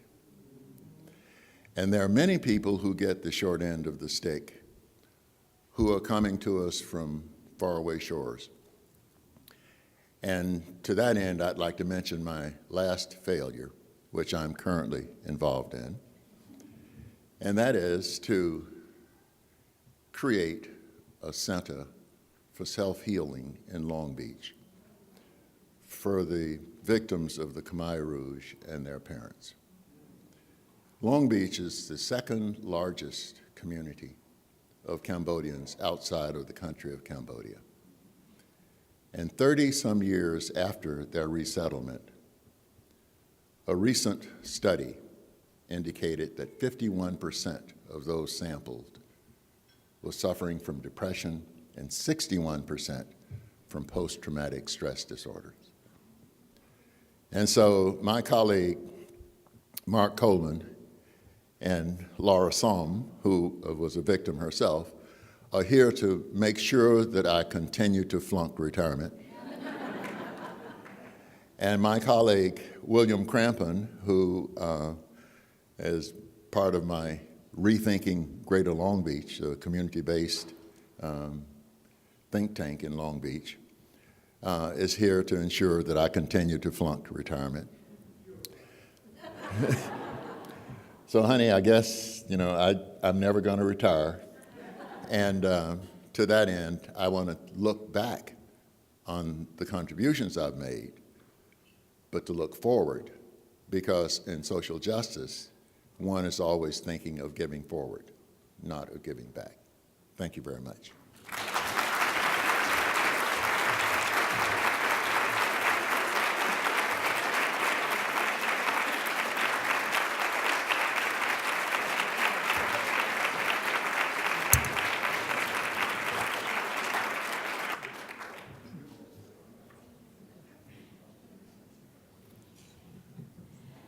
Dolores Rodriguez, MSW, is a current member of the California Social Work Hall of Distinction, class of 2010.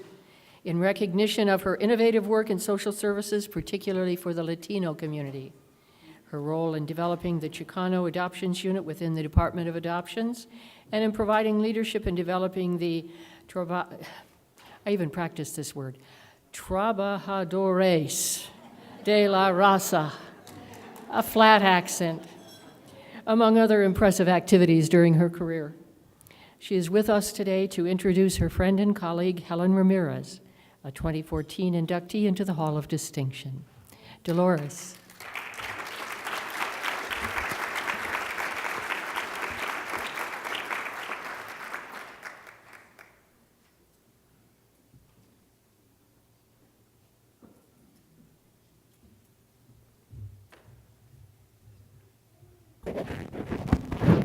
Thank you very much. I was really very honored to be asked to present an award to Helen. Helen and I go back a long time, I think more years than either one of us want to recount. I have known Helen as a mentor, as a boss, as a colleague, as a friend, and as a comadre. And many of the accomplishments for which I was recognized were and inducted into the Hall of Fame really were inspired from Helen. I won't review all her accomplishments that are listed in the program, because in a sense, they really don't tell who the real Helen is. And those of us who have worked with Helen and who have known her know who the real Helen is. Helen had, through all of her career and her accomplishments, I think there were two guiding principles that she passed on to all of us, and who also excuse me, inspired and led her to do what she has done for children. She's a strong advocate for children and families. And as head of the Department of Adoptions, I know that one of the concepts she instilled on all of us was that every child had a right to a permanent home and to a family. And to that end, she developed programs that were innovative, creative, and were really the first ones that were developed in the country and became models for the rest of the country. At that time, there were children who were considered unadoptable. These were children that were considered too old to be adopted, who because of their ethnic background, they were Black or Latino, they could not be adopted, or they had developmental disabilities, such as Down syndrome, cerebral palsy, or other medical problems that, quote, made them unadoptable. Helen refused to accept that concept or that idea. So she developed programs that recruited families.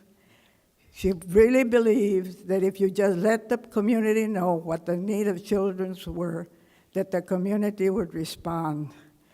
So she initiated programs of recruitment. She made alliances with all the public media, newspapers, television, radio, to have the needs, have the public become aware of the need of these children for homes. Many of us on her staff, believe me, spent many weekends at public fairs, community affairs.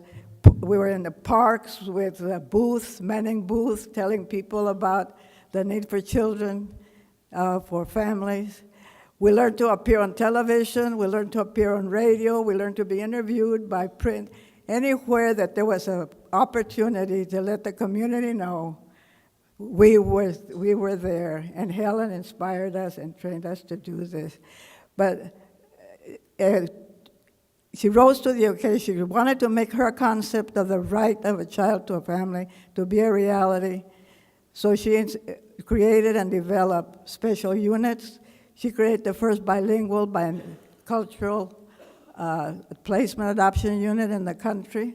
And I think at one point she recruited all the Spanish-speaking graduates of USC and UCLA for that unit. She also established the Black Adoption Unit, which on the Black Festival, she recruited really very well-known personalities from the entertainment world to be spokesmen for these children. And she really placed children that really had been considered unadoptable.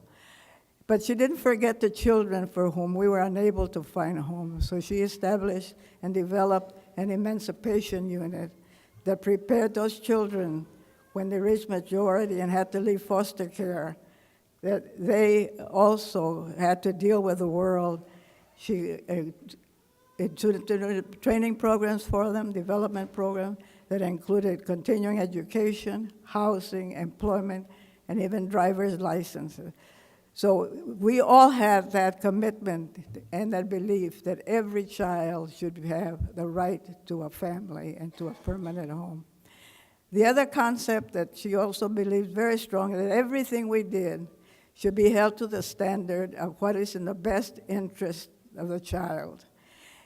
And to best illustrate that, I'm going to tell a story that I don't know that Helen wants me to tell, but I'll tell anyway.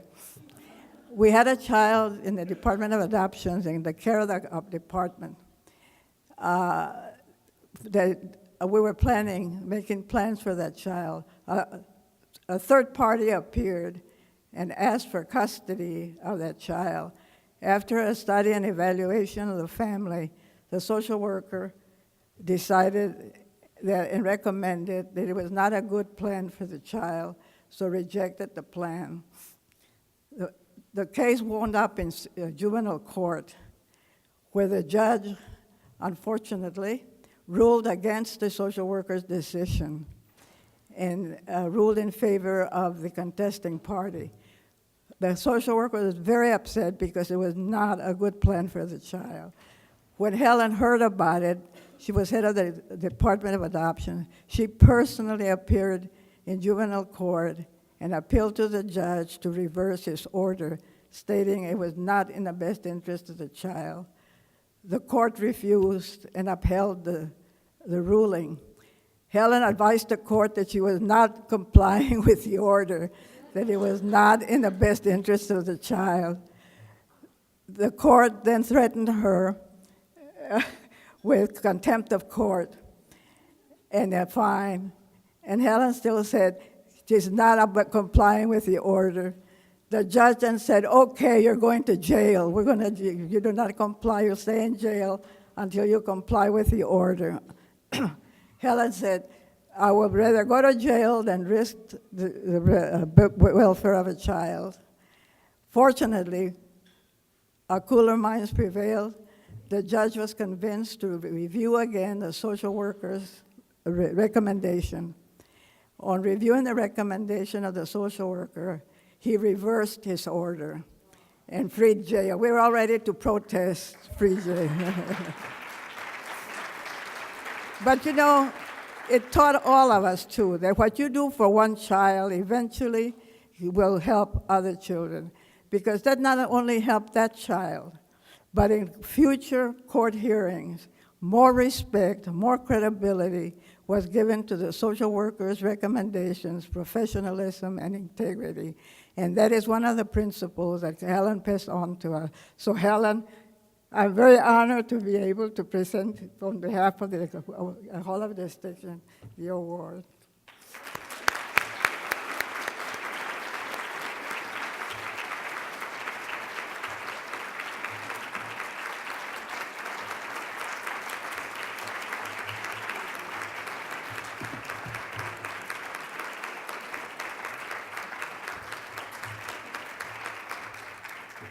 I just had a hip replacement 3 weeks ago, so I have to be careful.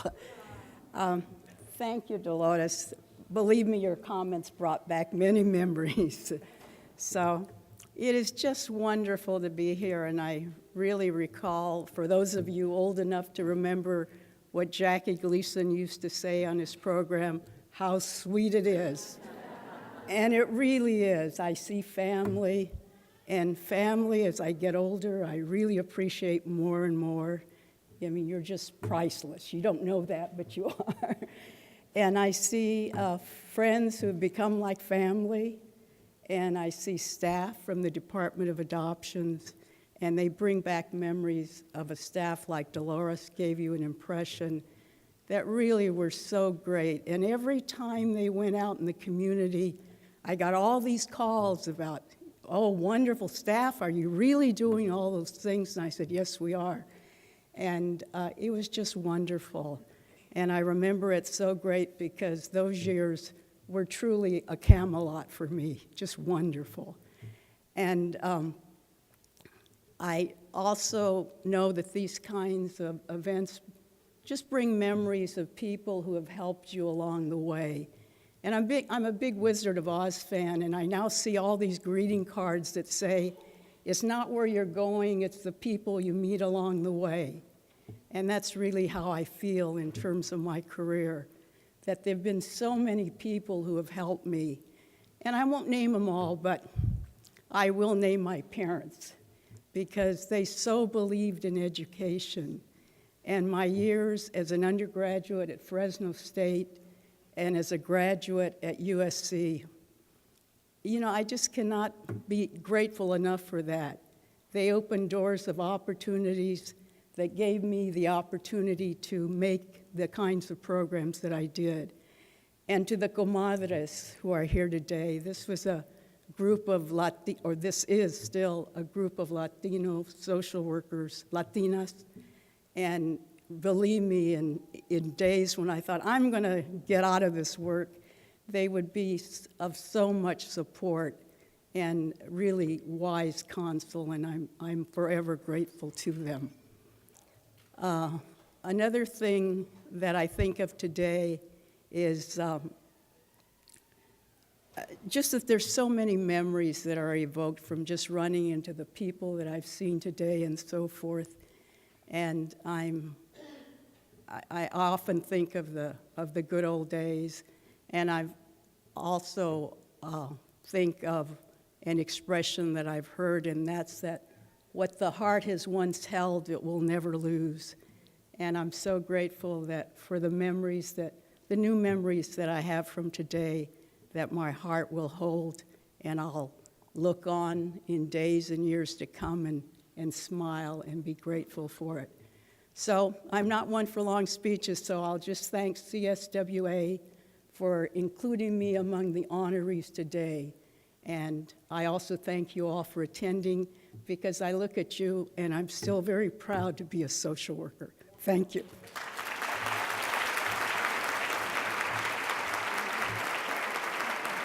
A member of the California Social Work Hall of Distinction, class of 2012. Over his career, he served as Dean of the USC School of Social Work, as a past president of the National Association of Deans and Directors of Schools of Social Work, assisted in the creation of the Institute for Advancement of Social Work Research, and the list of accomplishments goes on and on and on and on. Today, he is with us to introduce his colleague, Dr. Fernando Torres-Gil, a 2014 Hall of Distinction inductee. Dr. Patty.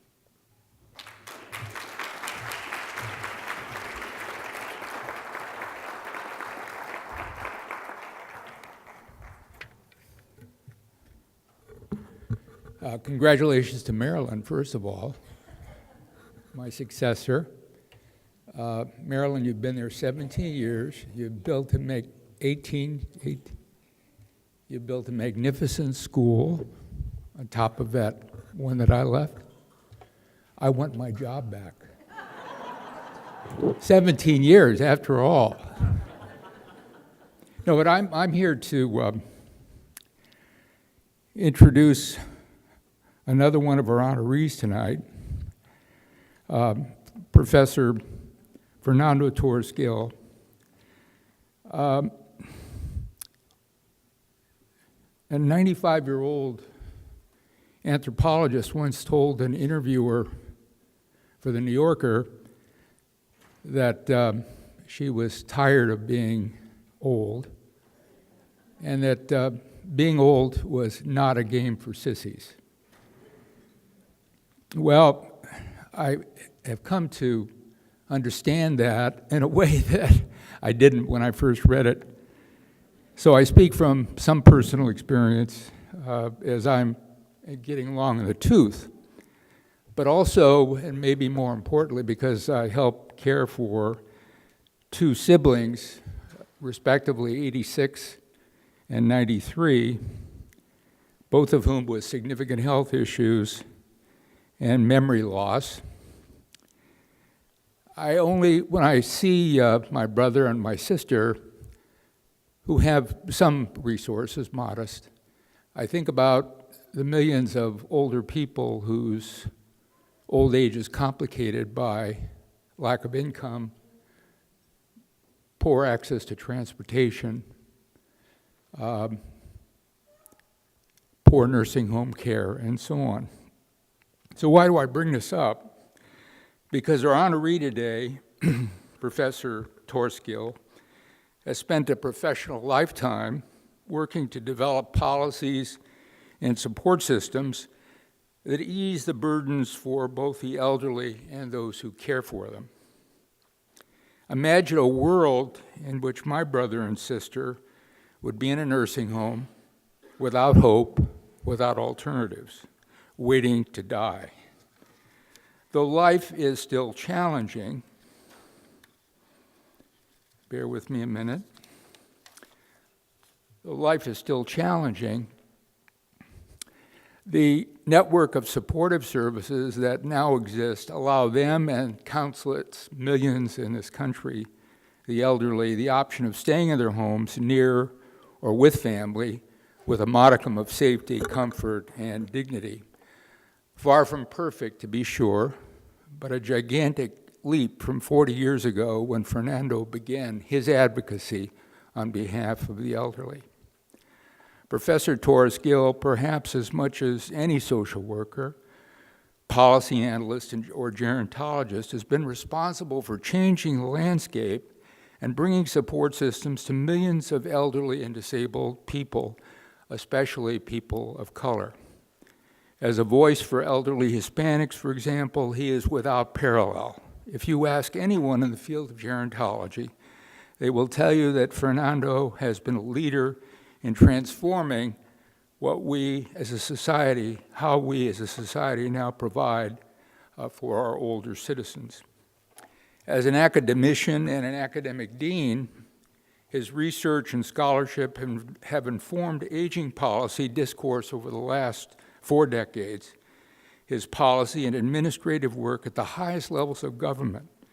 And I give you Assistant Secretary of Aging for the Department of Health and Human Services, the director of a special congressional committee on the aged, a White House fellow, an advisor to 3 HHS secretaries. In all of these roles, he's been instrumental in shaping the policies and programs that mitigate the harshest realities facing older people, especially those in communities of color. So for all of this, Fernando, we warmly welcome you into the California Hall of Distinction, and congratulations on that honor.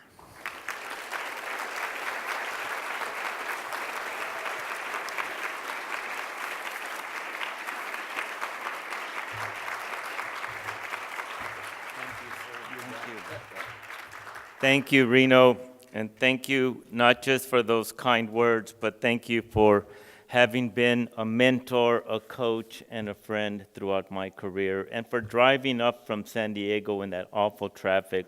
We appreciate you, and I appreciate you.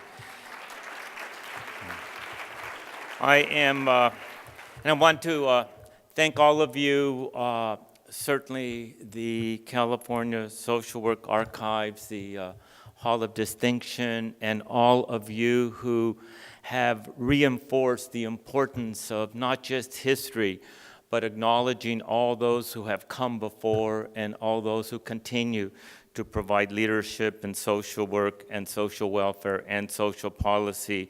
I am honored to be here, and I must admit, I am also humbled to be in the company of incredible individuals like Georgie DeStefano and Marilyn Flynn and Marilyn Montenegro and Alex Norman and Helen Ramirez, excuse me. I almost wonder how I got into that exalted company. I thought maybe I was a filler to wind up the afternoon, but I appreciate what you have done and that you have included me. I took special note of the video that had been showing beforehand and recognizing a number of individuals who I knew since I first got into the field 40 years ago that are no longer with us. And I think that also speaks to the incredible work that all of you, including Colleen and others and USC, have done to keep those archives going, to remember what they have contributed, to allow all those that have gone before to continue to be with us. And again, that is why I am just so humbled to be in that company. As we all know, and has been spoken by so many of you, none of us can do this alone.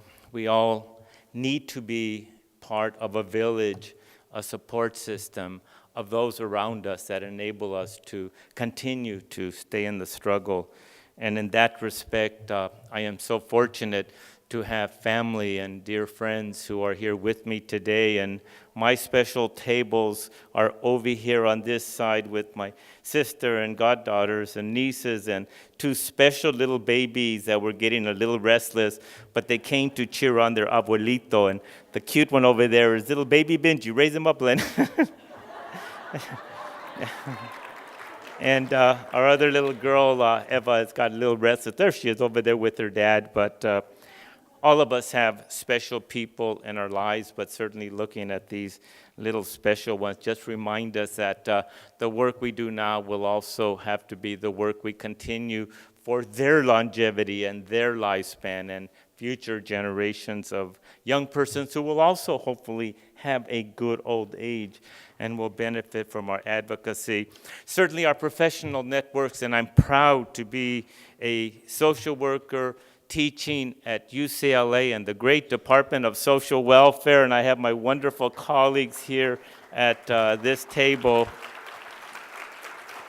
And I even have some dear friends that I've known since grade school that have been aging together with me.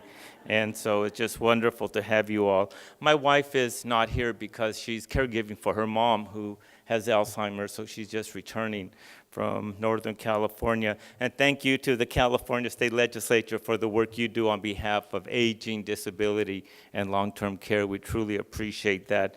So I just want to wind down by just making two very brief comments that I think go to the reason, the motivation, why we're in this field, why we care about others, why social justice and social change is in our DNA.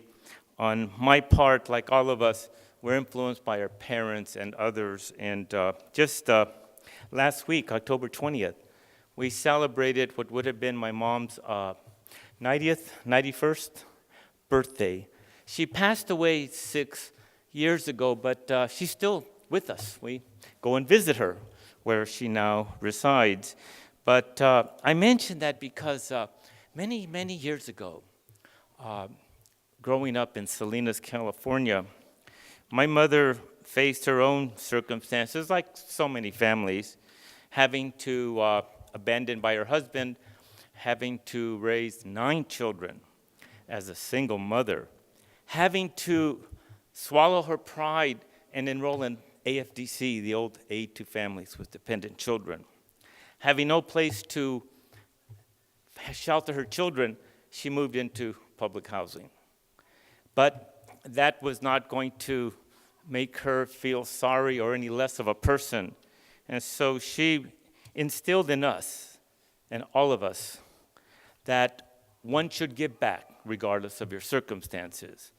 One should always reciprocate, and that one can always rise above their circumstances. And I always remembered her best friends. They were social workers assigned to her to provide parenting, to help her navigate that system of public benefits and programs, to help her kids as they struggled through school. And it was social workers that made it possible for my mother to keep her 9 kids together as a family unit. And there is, fast forward 40 years later, all her 9 children are successful professionals. They have their families, they have their college degrees. And on October 20th, my sister and several of my siblings were there to honor her birthday, because the housing project we grew up in had been torn down by the Monterey County Department of Social Services, the Monterey County Department of Housing had torn down that housing project to replace it with a beautiful new residential village. And part of it included a beautiful new community center that would be there for the families and the kids for supportive services, a computer room, and all the ancillary programs that young families need as they're struggling. That is the Maria J. Torres Gil Community Center. And you see, my mom, like our 5 honorees here, are legends, is a legend, as you are legends. Because once her kids grew up and started being a little more independent. She started volunteering as a translator for Monterey County Department of Social Services. Even though she had a 6th grade education, she was smart, determined, and she became an eligibility worker. And she retired heading up the General Assistance Program for the Monterey County Department of Social Services. So how could I not become a social worker with that kind of history? But I only mention this story, which is just one of thousands that you have all experienced, because I think it speaks to why we are here, why we honor individuals, why we remember history and the past, why we continued forward to encourage and teach and mentor young persons to pursue this noble profession. And I will end with my own particular quote, which I think all of you have heard, but it exemplifies why I've pursued my career at the macro level in government and public policy as a social welfare, social work advocate. And it's a quote that's been repeated many times but bears repeating, by Hubert Humphrey. The moral test of government is how that government treats those who are in the dawn of life, the children, the twilight of life, the elderly, and the shadows of life, the sick, the needy, and the handicapped. So let's continue the struggle. Let's stay with it. Thank you for this tremendous honor, and thank you for including me.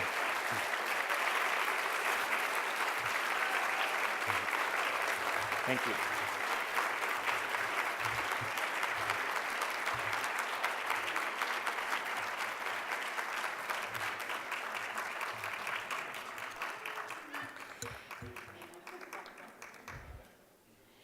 I'm going to ask for your patience for just not more than 10 more minutes.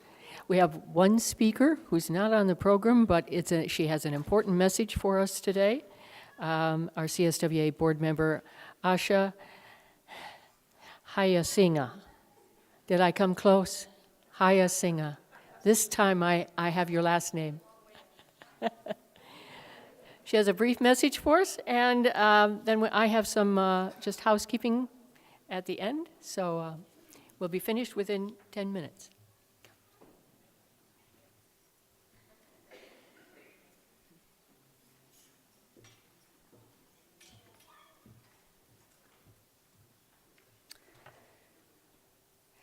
It is such pleasure and honor for me to be a part of this evening tonight, to celebrate all the honorees and to be amongst many of those individuals that have made some extraordinary impacts in helping and changing the lives of so many people that are in need. Again, congratulations to all the inductees and their families. As many of you know, providing a secure future for the archives and the Hall of Distinction has been the dream of its founders, Francis Feldman, George Nichols, and Jim Carles, as well as the dozens of people who have volunteered their service on its board throughout the many years. Some who have served over these boards for over 20 years and are here tonight. In July of last year, the CSWA board, with the support of Dean Flynn, decided that this is the time, now is the time to fulfill the dream of these founders. And to build an endowment and to generate the time to support this fulfill this dream, and to build an endowment to generate and now is the time to fulfill this dream, and to build an endowment to generate and support ongoing support for the CSWA and its Hall of Distinction. In order to fulfill this dream, we set a goal of raising $1 million in 3 years. Thank you to all our friends and the archives now who believed in our dream, and it was definitely an indefinite dream. When we're talking to people, they didn't realize that we can actually do this. Those of you who are friends of the archives know that this was, again, an indefinite dream. I want you to know, friends of the archives know, that this was an ambitious endeavor, but I am pleased to announce that after only 1 year of fundraising, CSWA has already raised over $500,000 towards this goal, and we are already halfway there. We want to express our sincere appreciation to all our contributors that are listed in your programs and that are here tonight for making this a very special news. Again, thank you for your support and your time, and we hope that you continue to join us as we continue to move towards reaching our goal. Thank you.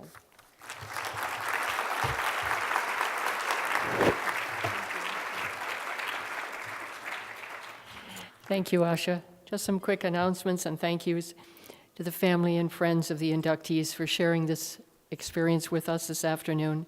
To Colleen Friend, Colleen, the chair of the Hall of Distinction Committee.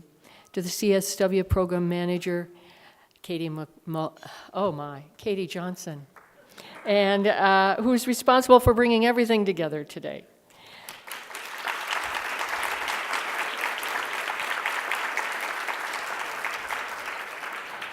To Joseph Weiss and the USC School of Social Work Men's Caucus for manning the registration desk, although I see that they were not all men there today, so it's quite a support group. And thank you to all of you in attendance today for your support and commitment to social work and the social workers in California. The few announcements for your parking today. There is no validation process, but as you exit at a booth with an attendant and let them know you are here with and mention NASW, and they will provide you with a discounted parking. Nominations for 2015 are open, and the forms to nominate for next year are available on the CSWA website. And the induction into the Hall of Distinction alternates north-south each year. Next year will be north. And although I'm not certain, the tentative location is San Francisco? South San Francisco, and probably October the 10th. So until then, keep up with us on Facebook and YouTube. And in behalf of the CSWA, thank you and congratulations to all of the newest members of the Hall of Distinction. Thank you.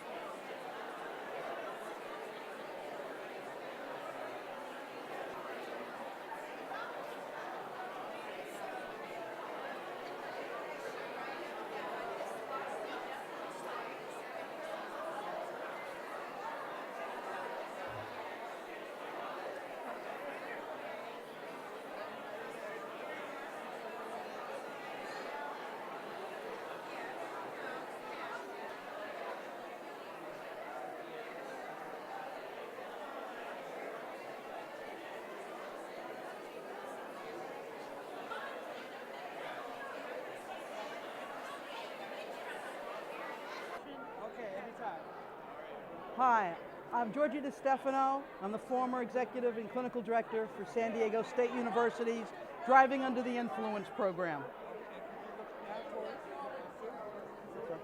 Oh. Congratulations on your terrific honor today. Could you tell us what it means to you to have this honor today? This is an amazing honor. I was so surprised when I was told that I had been selected for this honor. I mean, it's a life. I've been a social worker, and I've always loved social work. And teaching and social work have always been the loves of my life. And sometimes you almost feel like you're working in a vacuum. You're there, and you're fighting for, social work-related issues, and you forget that there's a community behind you of social workers that are really cheering you on. And so, at the end of my career, this is just a wonderful thing to experience. The acknowledgement of so many years of, doing battle, so to speak, for the issues that I think are important. We hope you're going to continue to do battle for a long time to come. But congratulations and thank you for all your achievements. Okay, we're rolling. Okay. Sue, this was a great event. It was a wonderful, all these people that received the awards, very humble, very giving, and good role models for the younger people that were here today to listen. And to honor people and work so hard just as all their life and doing these important things. It's a privilege to be here, and it's a privilege to belong to our association, social workers. Thank you for your leadership, Shirley, in making this kind of thing. And could I get your name? Shirley Gentilini. And who would you like, what would your title be? Just say President of NASW California. Okay. California. Can I get your name and the title you'd like to have for yourself on here? My name is Frances Caple, C-A-P-L-E. And what would you call your title these days?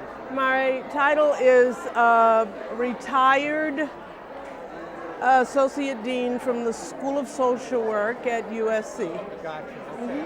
Now, if you could look towards Sue, she's going to ask you a couple Oh, you're going to ask me a few questions. Okay. And how am I looking here? Oh, you're looking great. Okay. You're a member of the Hall of Distinction Yes. Committee. Yes. Would you tell us something about how you feel about this? All right.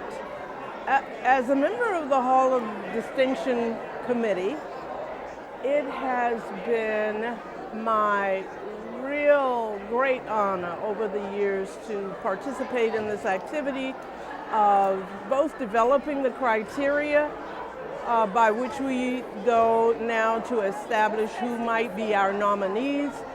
I was recounting just the other day, as a matter of fact, how when I first came on to this committee, it was at kind of a time of change when we were moving from the real historical figures in social welfare, those persons who had laid all of the groundwork essentially for what now is a fairly well developed and growing kind of social service mental health system. But they were all dead.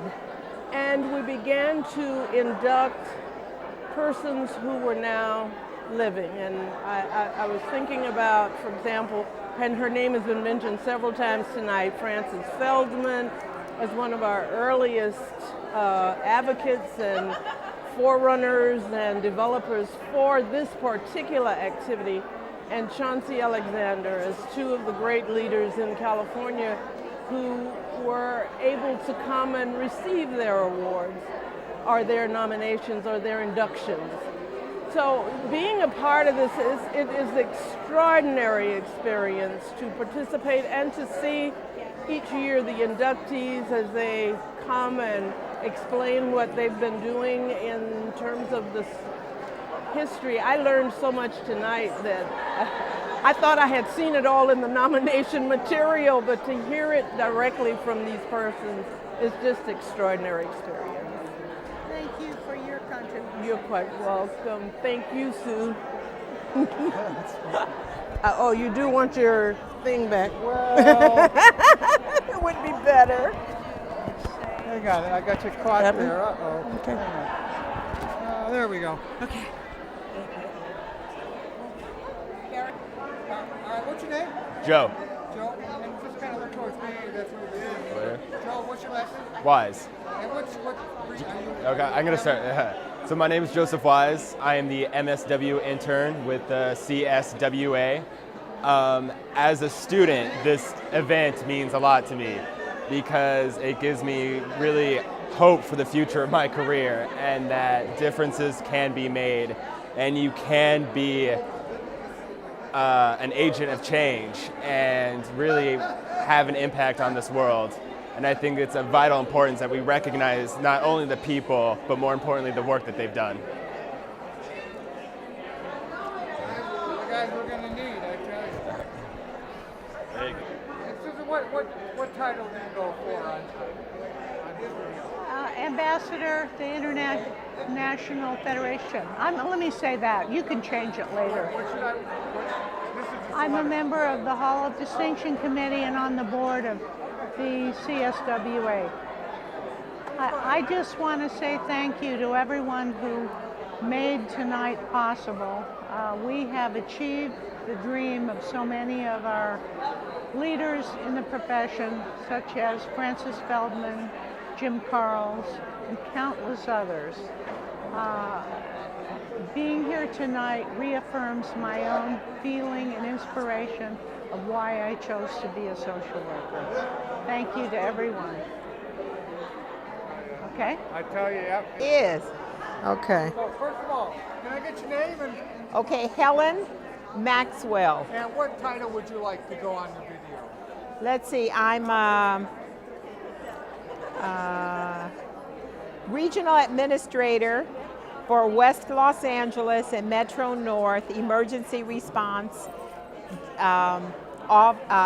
Services for the Department of Children and Family Services. Okay, good. You got it all? Title. We're good. Okay. Okay. Okay. Oh, can you take a couple steps back Oh, just so you're in okay. the light nights? Okay. Okay. Yeah, okay. Helen, you were enthralled and listening the entire evening. Can you give us some feelings, some thoughts about your feelings about the event tonight? This has been one of the most exceptional inductions. We have really, I think as a profession, it just increases my pride. This is an important event because it gives us the history, living history of our founders, our mentors, and people who have really made changes in this profession. Again, I don't think there's any profession as important as our profession because we are the profession that sets the values. We're the profession that really help people who need the help and assistance. And we're here to protect children and families and to give them a better life. Well, you know, you have a very special role in tonight because you're on the board of CSWA. And the Hall of Distinction is a committee of CSWA, so you are very important in the production of what happened here tonight and making sure that it continues.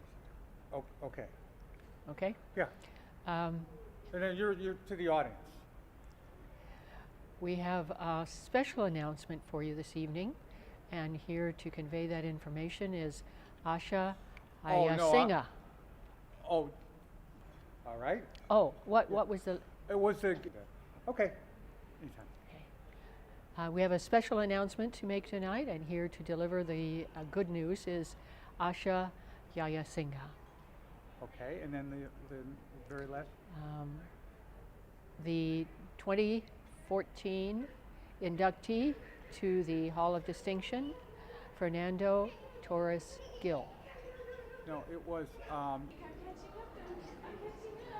okay, we'll just okay, we will.